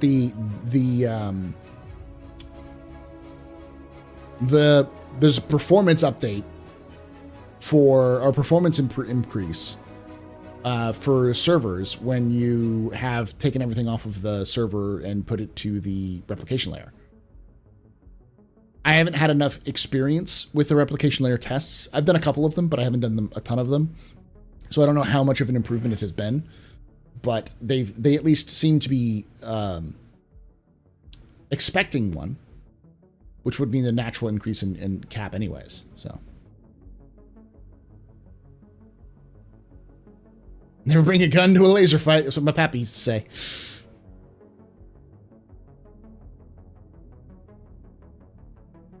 Tukyed? Okay. Let me pull it up. It's Tukayyid. Spells like this.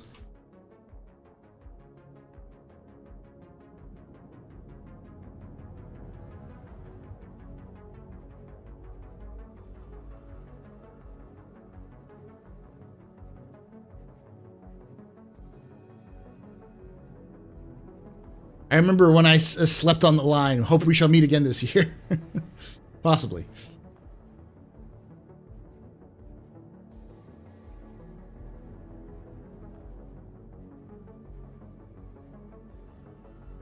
But like that's a good an example. Say you're an explorer. You want to defend yourself, but you're deep in a place where you don't have a lot of logistical support. So you have to bring a lot of your own support. Are you going to bring an entire like 3 SCU of just ballistic ammo? Or are you going to bring energy weapons that you can recharge off of your battery pack or off of your power plant? Like, that's a meaningful choice that has an impact on more than just the FPS gameplay. It has an impact on a lot of different things. And CIG then can then tweak those things, like adding heat sources. Heat is an issue for FPS gameplay. So you have like wear and tear and breakdowns of those weapons. Now you can't pull ammo. You have to fire these things, and you have to like go back and recharge them after a while. Those sorts of things are meaningful changes. Yeah, and then you have more, SCU to do other things. Will we be getting a better FPS in 3.23? Seems like DLS should help people get with sucky GPUs. Possibly, but I don't think the FPS hasn't really mattered in terms of CIG's side too much. It's always been performance on the player side, but we'll see. Paul, have a new concept for you in an overlay crosshair in your stream. Feature just wherever I look, the crosshair shows. I don't like the overhead. I don't like the overlay. I don't know what it's for. I really don't. Like, I get it in a single player game, yeah, because you want to have a skill check thing. You want to be able to have somebody make it easier for somebody who's starting to play Squadron, who maybe is who's there because they want to fly spaceships and not do a lot of FPS. Now they have to deal with FPS, so you have to give them some sort of crutch to do so, which is fine for a single player game. I just don't see what it does in multiplayer, and I can see it being abused. So, special energy ammo backpacks with reduced space in return for a recharging system to fuel and a fuel tank to power it. There's so many different options they could do with those sorts of things. Is the dynamic crosshairs cheating? No, but I think it can be abused for such. We really don't have a lot of information about it, other than from what I've gathered from what they've said. It sounds like they can increase the spread now, because right now the spread isn't very wide. But now that they have this dynamic crosshair, they can increase the spread. So if you're pointing and shooting it, their first shot's going to be on target, but every other shot you take is going to go wide. So unless you're killing somebody with a single shot every time you fire, you're going to start missing if you hip fire. And with increased CTK, you're not killing somebody in one shot. So it's more of a panic shot sort of thing. But yeah, and if CIG, and that's the thing, is if CIG was worried about those people, just give them a fucking laser pointer. It works the same way. Did you see how wide the spread was in the crosshairs when they showed the P6? That's the sniper rifle, right? Let me pull it up again.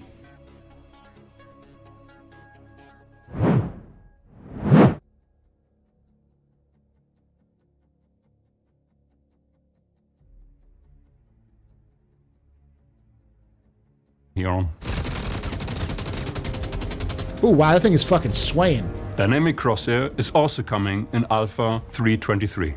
Dynamic crosshair it's in the name, it's a crosshair. But the good thing about our crosshair is it's a little more futuristic, a little bit more sci-fi. So in 3.23, when you equip a combat visor, you'll have a dynamic crosshair on your screen. This follows the barrel of the gun, which is really cool because if you're reloading and you pull the gun up like that, the crosshair will actually go off screen like that. So it fits into the aesthetic of Star Citizen because it's grounded in the context of... That's massive spread. That's a huge spread. But if you're going center mass, it's not a huge spread. Where the barrel actually is, which is really cool because if you've got a pistol which shoots a bit more up like this, it actually follows it as you would expect. Previously, you were always kind of point shooting, and it causes a problem in not knowing how big your crosshair actually is for your weapon.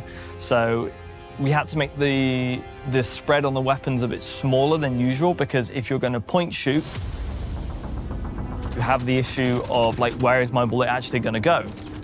This allows us to say, hey, this is actually kind of what your cone of spread is, and we can increase the spread values of weapons. Wow, holy fuck. Which leads to better gameplay and people. Holy fuck. That's what you're talking about. Holy shit. Increase the spread values. Look at that. Your bullet can hit anywhere in this cone. Jesus fucking Christ. And he fires and hits over here.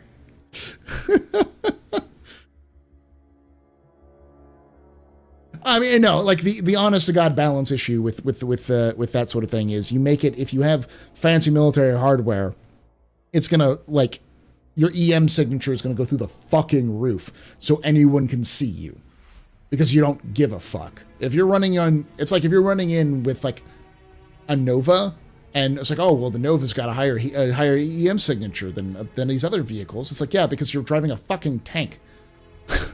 It's basically, you're just saying, come fight me, bitch. That's what those sorts of things are. And that's wearing full military kit is going to be the same kind of idea. It's like, I'm here to fuck shit up. I don't give a shit if you know I'm here because I'm going to kill you. That's the message.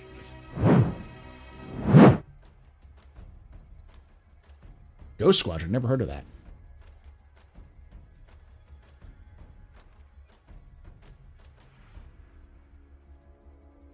Never heard of that one. We did, there's Area 51 that we had here, and there's a couple of other ones, but... Question, do you think CIG will add Twitch drops, maybe for CitizenCon? Twitch drops are a great way of getting the game noticed and spread around the viewership of the game. Maybe. I don't think we're going to see that... I think we'll see that soon. CIG seems to be very... I've actually talked to CIG about that. People's community team about that. And they've said they want to do it, but they don't want to do it until it's ready. And they don't want to do Twitch drops until they feel like the game is ready for those sorts of things. Why shouldn't the spread go wide in the hip shooter? No, it should. It definitely should. But, I mean, that's the only argument I can see for dynamic crosshairs is if you want to point shoot, but you want to, so it gives you that kind of crutch to shoot, but it's not auto aim because you fire once, or if you're moving at all, you're just gonna go wide. So it's forcing you to aim down sights. The problem I have with that is that it's like, well, why? Like, what purpose does it serve? Because if it's like, oh, get a military helmet, it's like, well, military helmets, like, why would you do this instead of just getting a laser sight? Well, a laser sight will give you away. It's like, yeah, but so will a military helmet. Because the only way you're going to balance this is making it so that you can see it from fucking orbit. Your armor suit will be able to be visible from very far away because it's going to have a high EM signature. So it completely defeats the purpose anyways. You're just trading off visual for scanning. It's like, why? In Squadron, it makes perfect sense. 100%, it is a way of managing skill and other things and giving a crutch to players who may not be very good at FPS. But in Star Citizen, it doesn't make a lot of sense. It feels like they have this done. It was in Squadron, and because it's in Squadron, they need to use every fucking part of the Buffalo, so they're putting it in Star Citizen because it's got to be in Star Citizen because we've already fucking made it. It's like, okay. Scanning gameplay? That's the question. Yeah, that's another thing. We don't know about scanning and how scanning is going to function because FPS scanning, chip scanning, all the sorts of scanning we're going to have, they're all going to be the same system. They're all going to be one integrated system like the resource system. But we haven't heard anything about that in forever. So, question, do you really talk about how some shots really had to slow ADS? Will ADS be a soft skill in the PU? What do you mean? Like one of those things the more you do it, the faster you're going to do?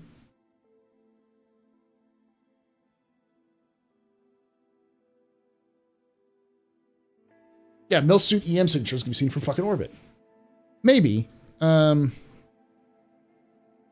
don't think so, though. I can see it being a stamina-based thing, where if you're wearing lighter armor, you can ADS faster than heavier armor, because that's a good way of balancing. Like, yeah, you're a walking tank, but you're not going to move to ADS very quickly. If this means my scanning gameplay comes in because these helmets, it would be even better. I don't know if we'll see that. I don't think we're going to see scanning gameplay. Prediction. I do think we're going to see scanning gameplay at CitizenCon. I think that's one of the things they'll show off. But I don't think we'll see much of it before then.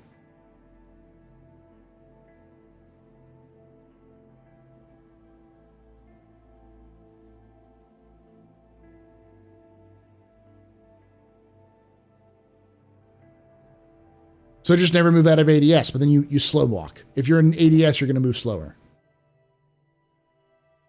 So you're gonna lose your speed. You're already slow speed with heavy armor. You're gonna be even slower.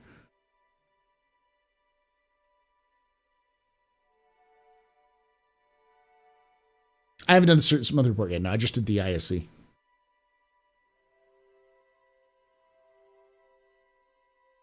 That's a good point too. It'd be cool if you use UE rep for them. It could be cool if those combat armors were completely locked off from your average player base.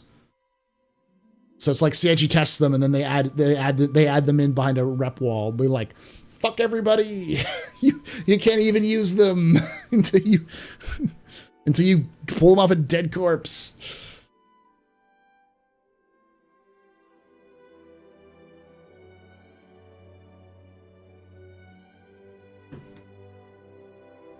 Yeah, but if you're a walking tank, as long as you're in ADS, you can shoot anything that threatens you. But you're not going to be able to move fast enough. Someone in faster and lighter armor is going to be able to outmaneuver you and hit you in weak spots or stay away from you, stay away from your movement.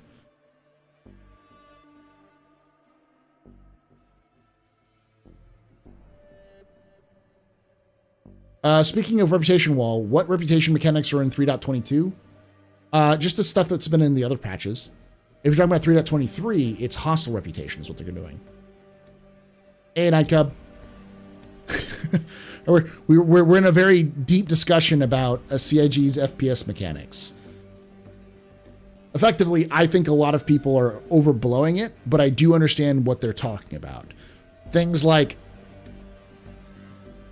ammo pooling is not a bad idea because you have to pull down a button, but the speed they showed it at was nuts. That should never be that fast. Because if you are feeding the puppy, if you are like every time you get an engagement, you kill somebody, you reload a weapon, and you have like half empty mags everywhere, you should be not punished, but you should be suffering from the consequences of your actions. The suffering should be, you want to pool those loads, those ammos? Cool. You're going to spend the next 30 seconds doing that. Well, you can't do anything else.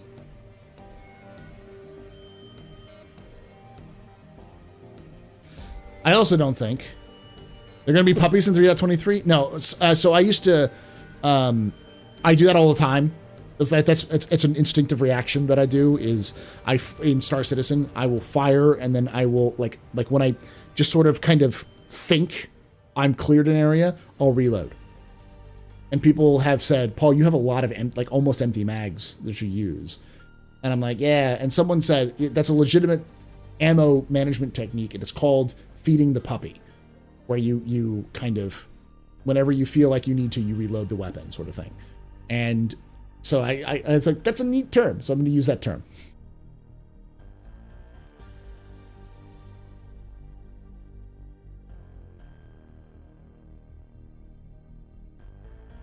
Not in real life.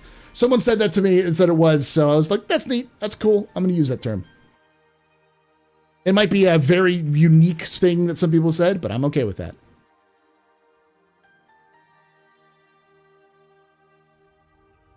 Well, I get it because the puppy is cute and you want to feed it more than you should. Exactly.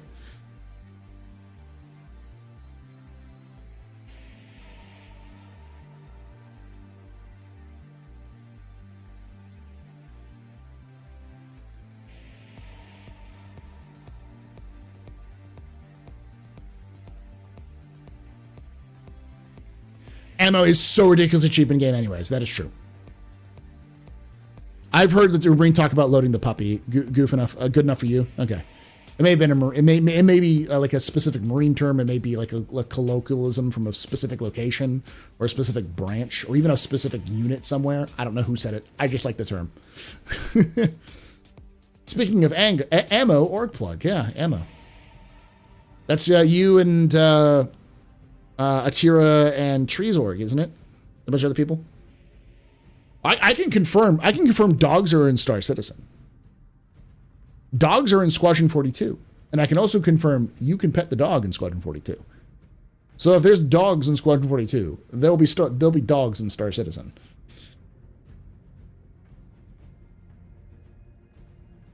You, Cal, Ghost, Tree, and some other cool peeps. Okay. Snoop Dogg? No, not Snoop Dogg.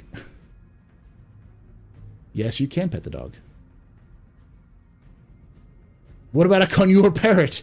Can I have Skittles in game? I don't know.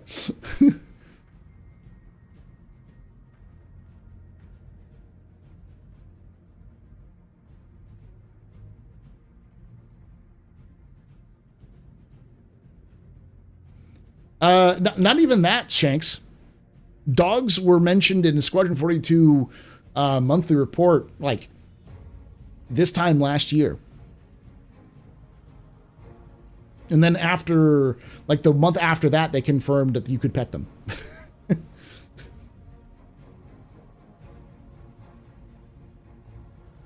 Yeah. That's why whenever I see people be like, well, the leaks said this, and they said, it's like, leaks are always, like, a couple months behind. The best you can get from leaks is from, like, data. They'll pull them out of data so you can actually see when it gets added into the game. But CIG can't shut up about what they work on. It's literally impossible for CIG to stop talking about what they work on. Did you see the dude with the face paint that did the thumbs up before getting domed? I did. That's character customization, baby. That's the makeup system, baby.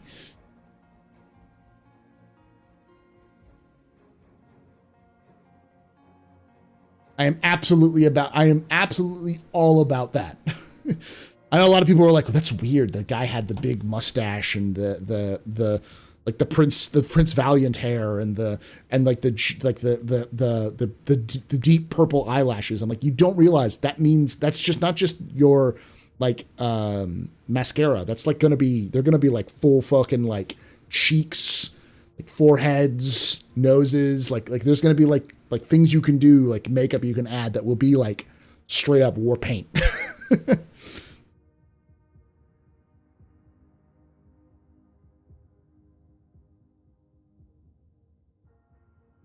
Last week, we were all dunking on leaks about 1.0, and then Chad casually says 1.0 this week. CIG has been saying stuff about 1.0 for a while. I'm still dunking on them for saying 1.0, because them saying 1.0 is coming out in 2026 is still way too fast. or 2025 or whatever they said. Like what they said was absolute insanity. And while I don't doubt that somebody at CIG believes that, CIG's high if they think that's going to actually happen.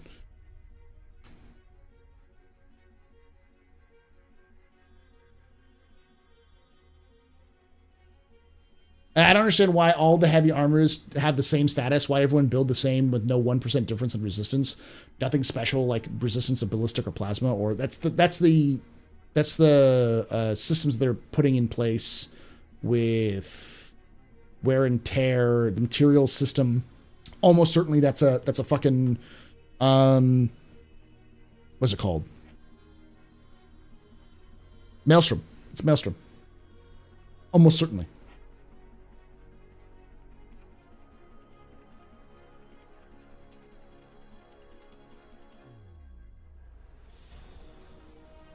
Bro, I'm flattered y'all you think you're much younger than Kel. You're not younger than Kel?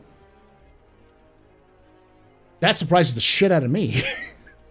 I know you've been in the Navy for like 17, 18 years.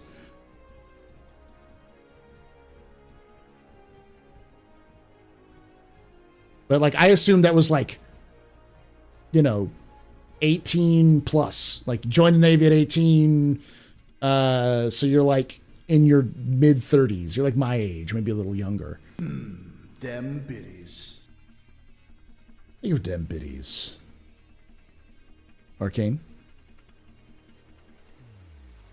The reason I know 1.0 is not coming out for a while is because of my people transportation gameplay is not even being seen. Yeah, people transportation, bounty hunting gameplay has been nowhere mentioned in a while. We only have one system being planned. Now, I'm sure they're going to be pumping out more systems fairly quickly, but to the point of having, like, say, 5 or 6 systems in a year, are you high? Like, I mean, I get being ambitious, and then there's just being stupid. Yeah, there's no Quanta. Like, Quanta's been on hold for a while. There's so many different things, which, like, I'm glad that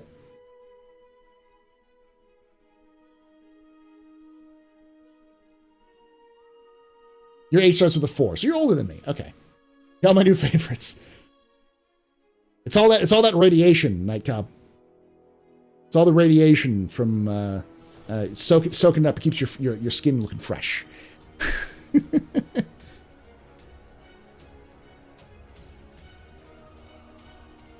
The zoomies keep me young.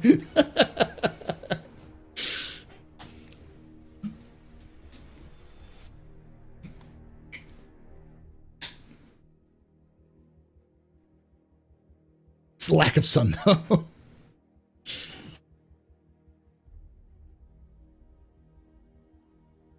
I wouldn't be surprised if we get engineering with 4.0. Because like it seems like that's a big 4.0 feature, and they're going to be testing it in 3.23. There's going to be an arena commander mode where you're testing engineering. So. All right, 10 ads in a row. I'm going to go get some water, so y'all enjoy those ads. I'll be right back.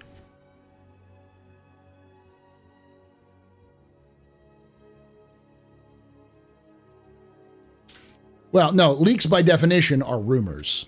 Unless they have some sort of hard source, a leak is just a rumor. Because, trust me, bro, isn't a source.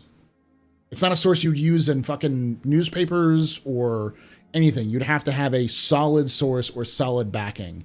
And yeah, like, without a solid backing of understand, like, unless you are talking to somebody like Chris Roberts himself, talking to the dude who works on animations isn't going to be the same thing as the talking to the one of the major gameplay fundamental stuff. Pilot. So like anyone you talk to, and CIG is compartmentalized, so like somebody who works on ships won't really have a lot of information on FPS, just because they don't work in the same teams. So, we're back. Oh yeah, the overheard bar citizen stuff is my.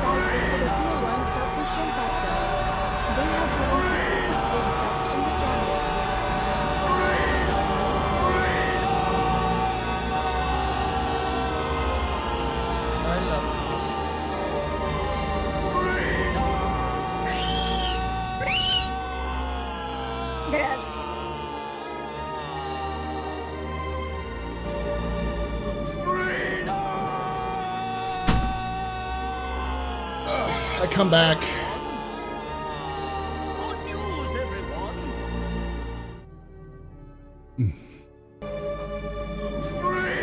You know what's gonna happen. You know what's gonna happen. Oh, of course, Pete's here.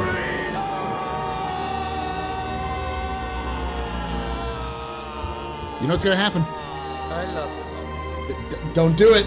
Don't make me do it. I'm gonna take it away, chat. I'm gonna take away the fun button.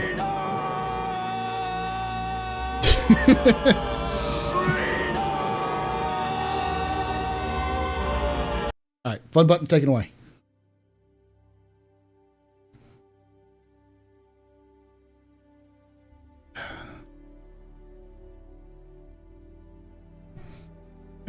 Take it away, please. YouTube's begging for mercy while Twitch gives zero shits.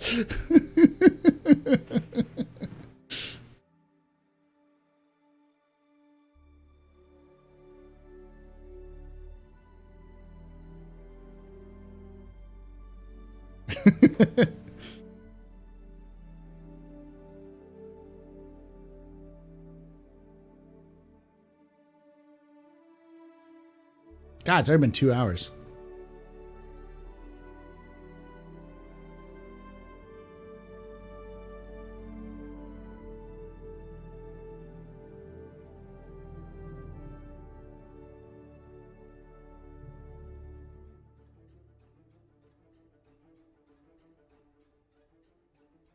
CIG is adding DLSS. That's awesome. I already knew that, but like, there's reading it and then there's understanding it. I'm reading it.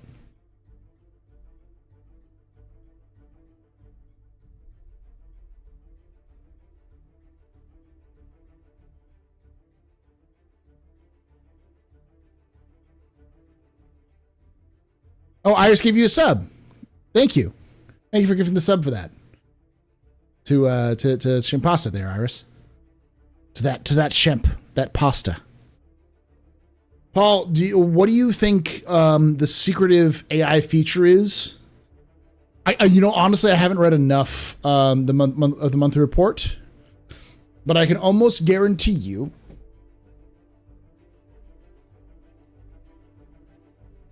that it's social AI.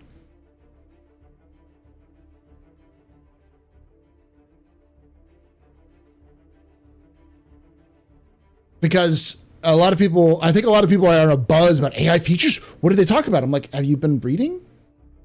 The last 3 months, they've been talking about social AI improvements.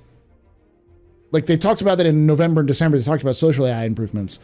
And then in January, they were like, yes. Oh, no, I think it was January. No, it wasn't January. In January, like, we have a secret project that we're working on in the AI features team. It's like, you just said what it was like last month. We know what you're working on. Oh man, I would fucking kill to hear CIG or Star Citizen like NPCs talking to each other. Like the mine. Let me pull it up. This is what's going to sound like once because AIs pool directly to each other, like on top of like furniture and stuff like that.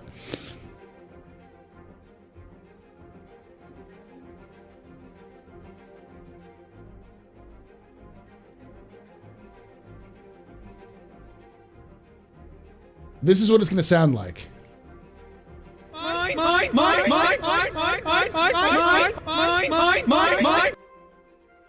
It's going to all talk over each other in one corner.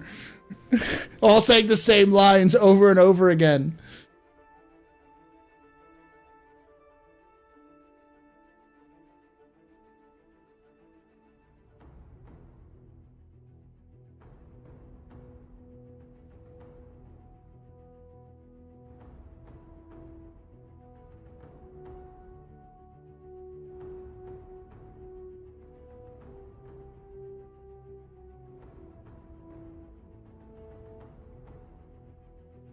Why do we not have that mine as a Twitch sound clip yet? Do you want me to? Because I can do that.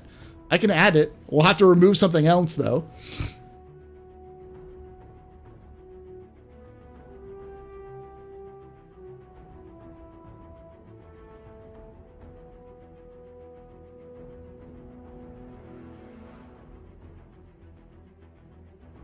God, that would be terrible.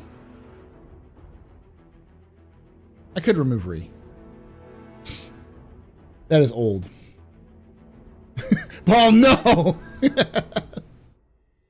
What I might do is I might start moving some of those sound effects to paid soundboards for bits. So keep some of the ones that people like really like as free, and then others as paid.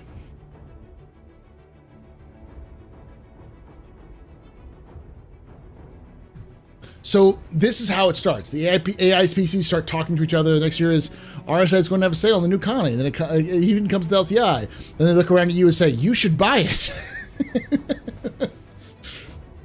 I'd fucking kill for that.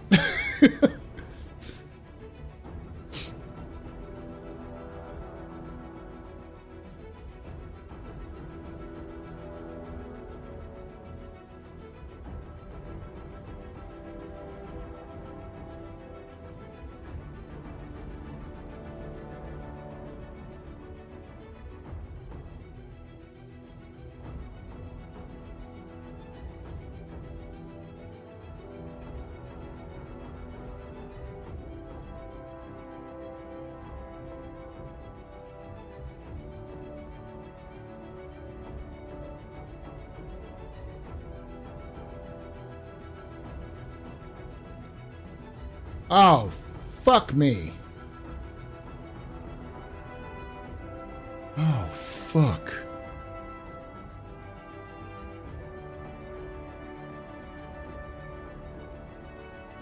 This may not mean much to many people, but Akira Toriyama's dead.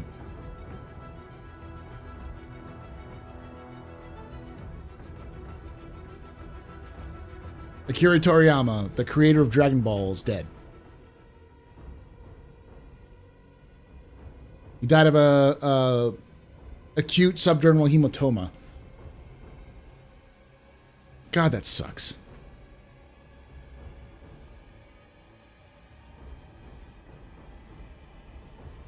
He died on March 1st, so he died 7 days ago.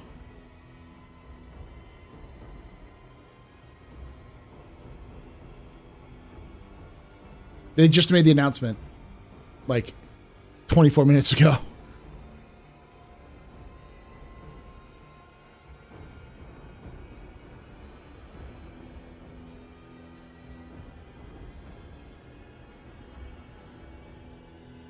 That sucks.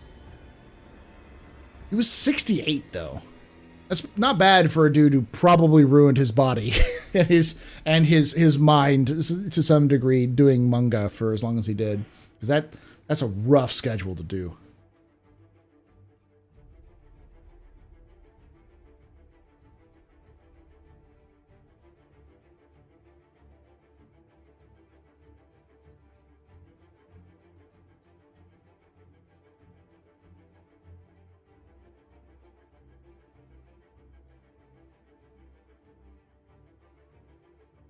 Like video games, man. We haven't really seen them that recently, but we're gonna start seeing that. A lot of people who are video game legends from like the mid 2000s, we're gonna start like probably next decade or so, gonna start dying. Like, wait, he was only like 60. It's like, yeah, video games, dude. Developing video games is fucking rough on your body. Wipe or not? I don't know. Probably. But I mean, if they wipe, they're going to wipe twice in a row, which I don't think they'll do.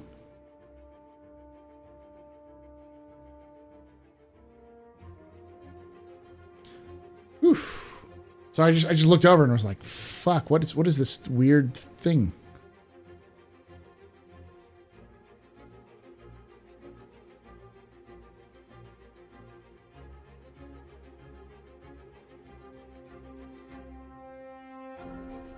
Economy and rep changers, definitely a good chance of a wipe. Someone mentioned something about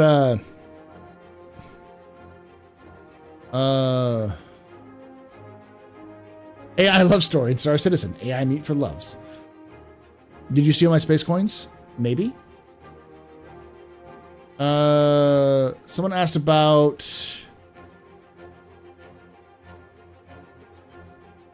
something about quantum. The quantum system? I don't remember what it was. I can't find the stuff, but... Frankly, twice in a row wipe might be good for the community. Not if they announce it. Like, if they announced a wipe, that they're planning on doing a wipe right now for 3.23, people would stop playing Star Citizen.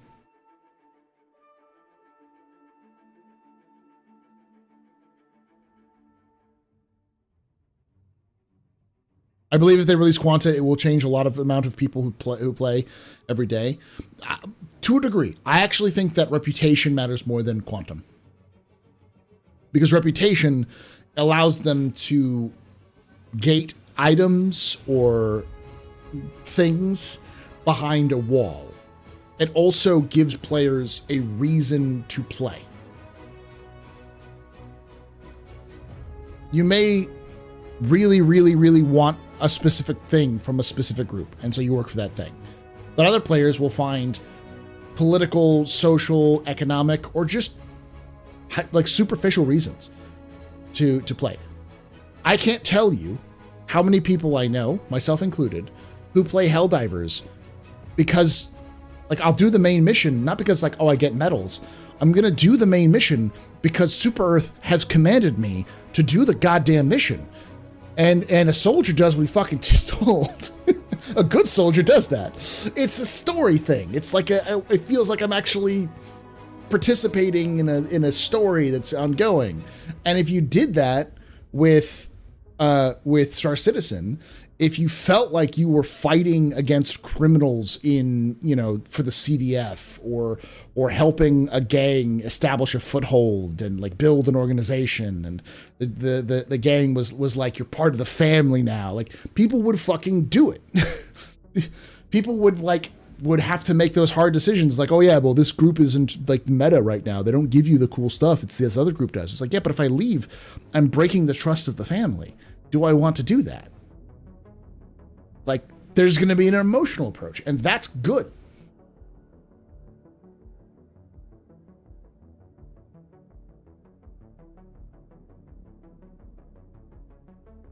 I literally ground the shit out of Xenothreat to do CDF rep because I wanted that stuff. But I also liked Xenothreat.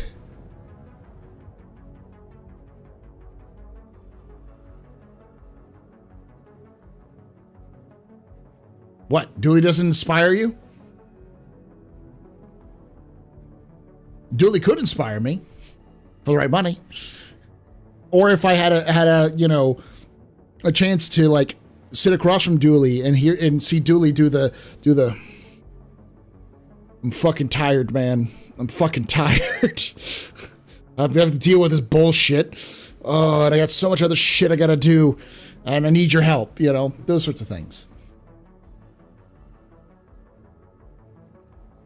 When we could earn armor from the CDF thing, that Xenothreat event a few years ago, it was awesome. Yeah.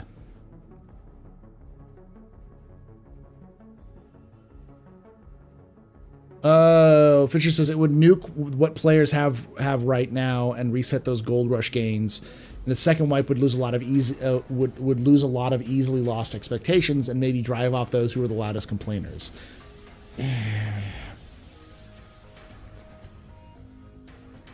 It's unhealthy for the login, which is what they need for testing, really. Is there any lore in the Endeavor? Yeah. Built by the teams that built the Hull C and the Starfarer. They got together and they were supposed to build an exploration science vessel. And they couldn't agree on anything. So instead, they found out what they could agree on, which was the drive section and the front section of the ship, and decided to, instead of make variants of specific things, they made a modular ship that could do everything that all of them wanted to. But it got so confusing that the market didn't know what the fuck the ship was, and so nobody purchased it. So it took it like almost a decade to actually get us on its feet. So in lore, the Endeavor is a failure. It was a failure of teams working together, and is actually the reason why MISC is so anal about planning and doing stuff, because like it almost ruined the company. Because based off of my estimation, that whole Endeavor embargo, that whole Endeavor thing happened right after the whole there was a major accident by a Hull A, which caused a massive negative impact and caused like a bunch of, because of like a navigation error on a ship, on a Hull A, that shut down an entire harbor or an entire port for like a week or something. And it sent the Hull's reputation into the toilet, like at the peak of its popularity in the mid 29th century. It's like they did that and then they released the Endeavor. It's like it's a 1-2 punch of stupid. They just got absolutely dunked on.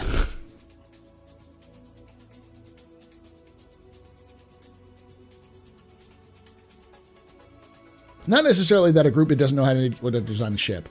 It was more that two groups couldn't agree on what the design was. There was no vision for what that ship was supposed to be in lore. And as a result, the teams that were brought together to build it both had their own ideas because they worked together in their own ways. That changed. So,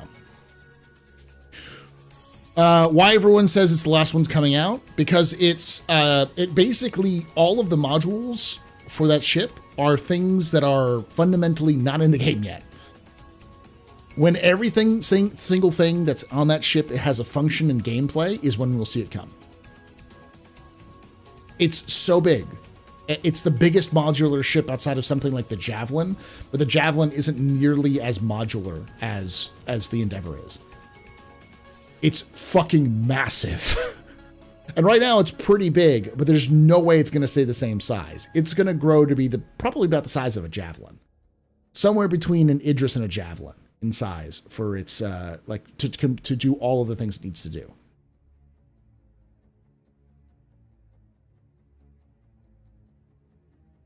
I haven't done that quest in Starfield, so I guess.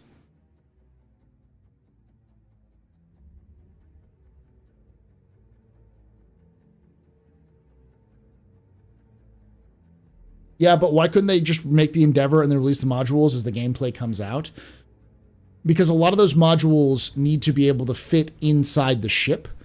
And if they don't know what that gameplay is, you have a Reclaimer situation or a Starfarer situation where you're designing, you have to hope that you have to eventually design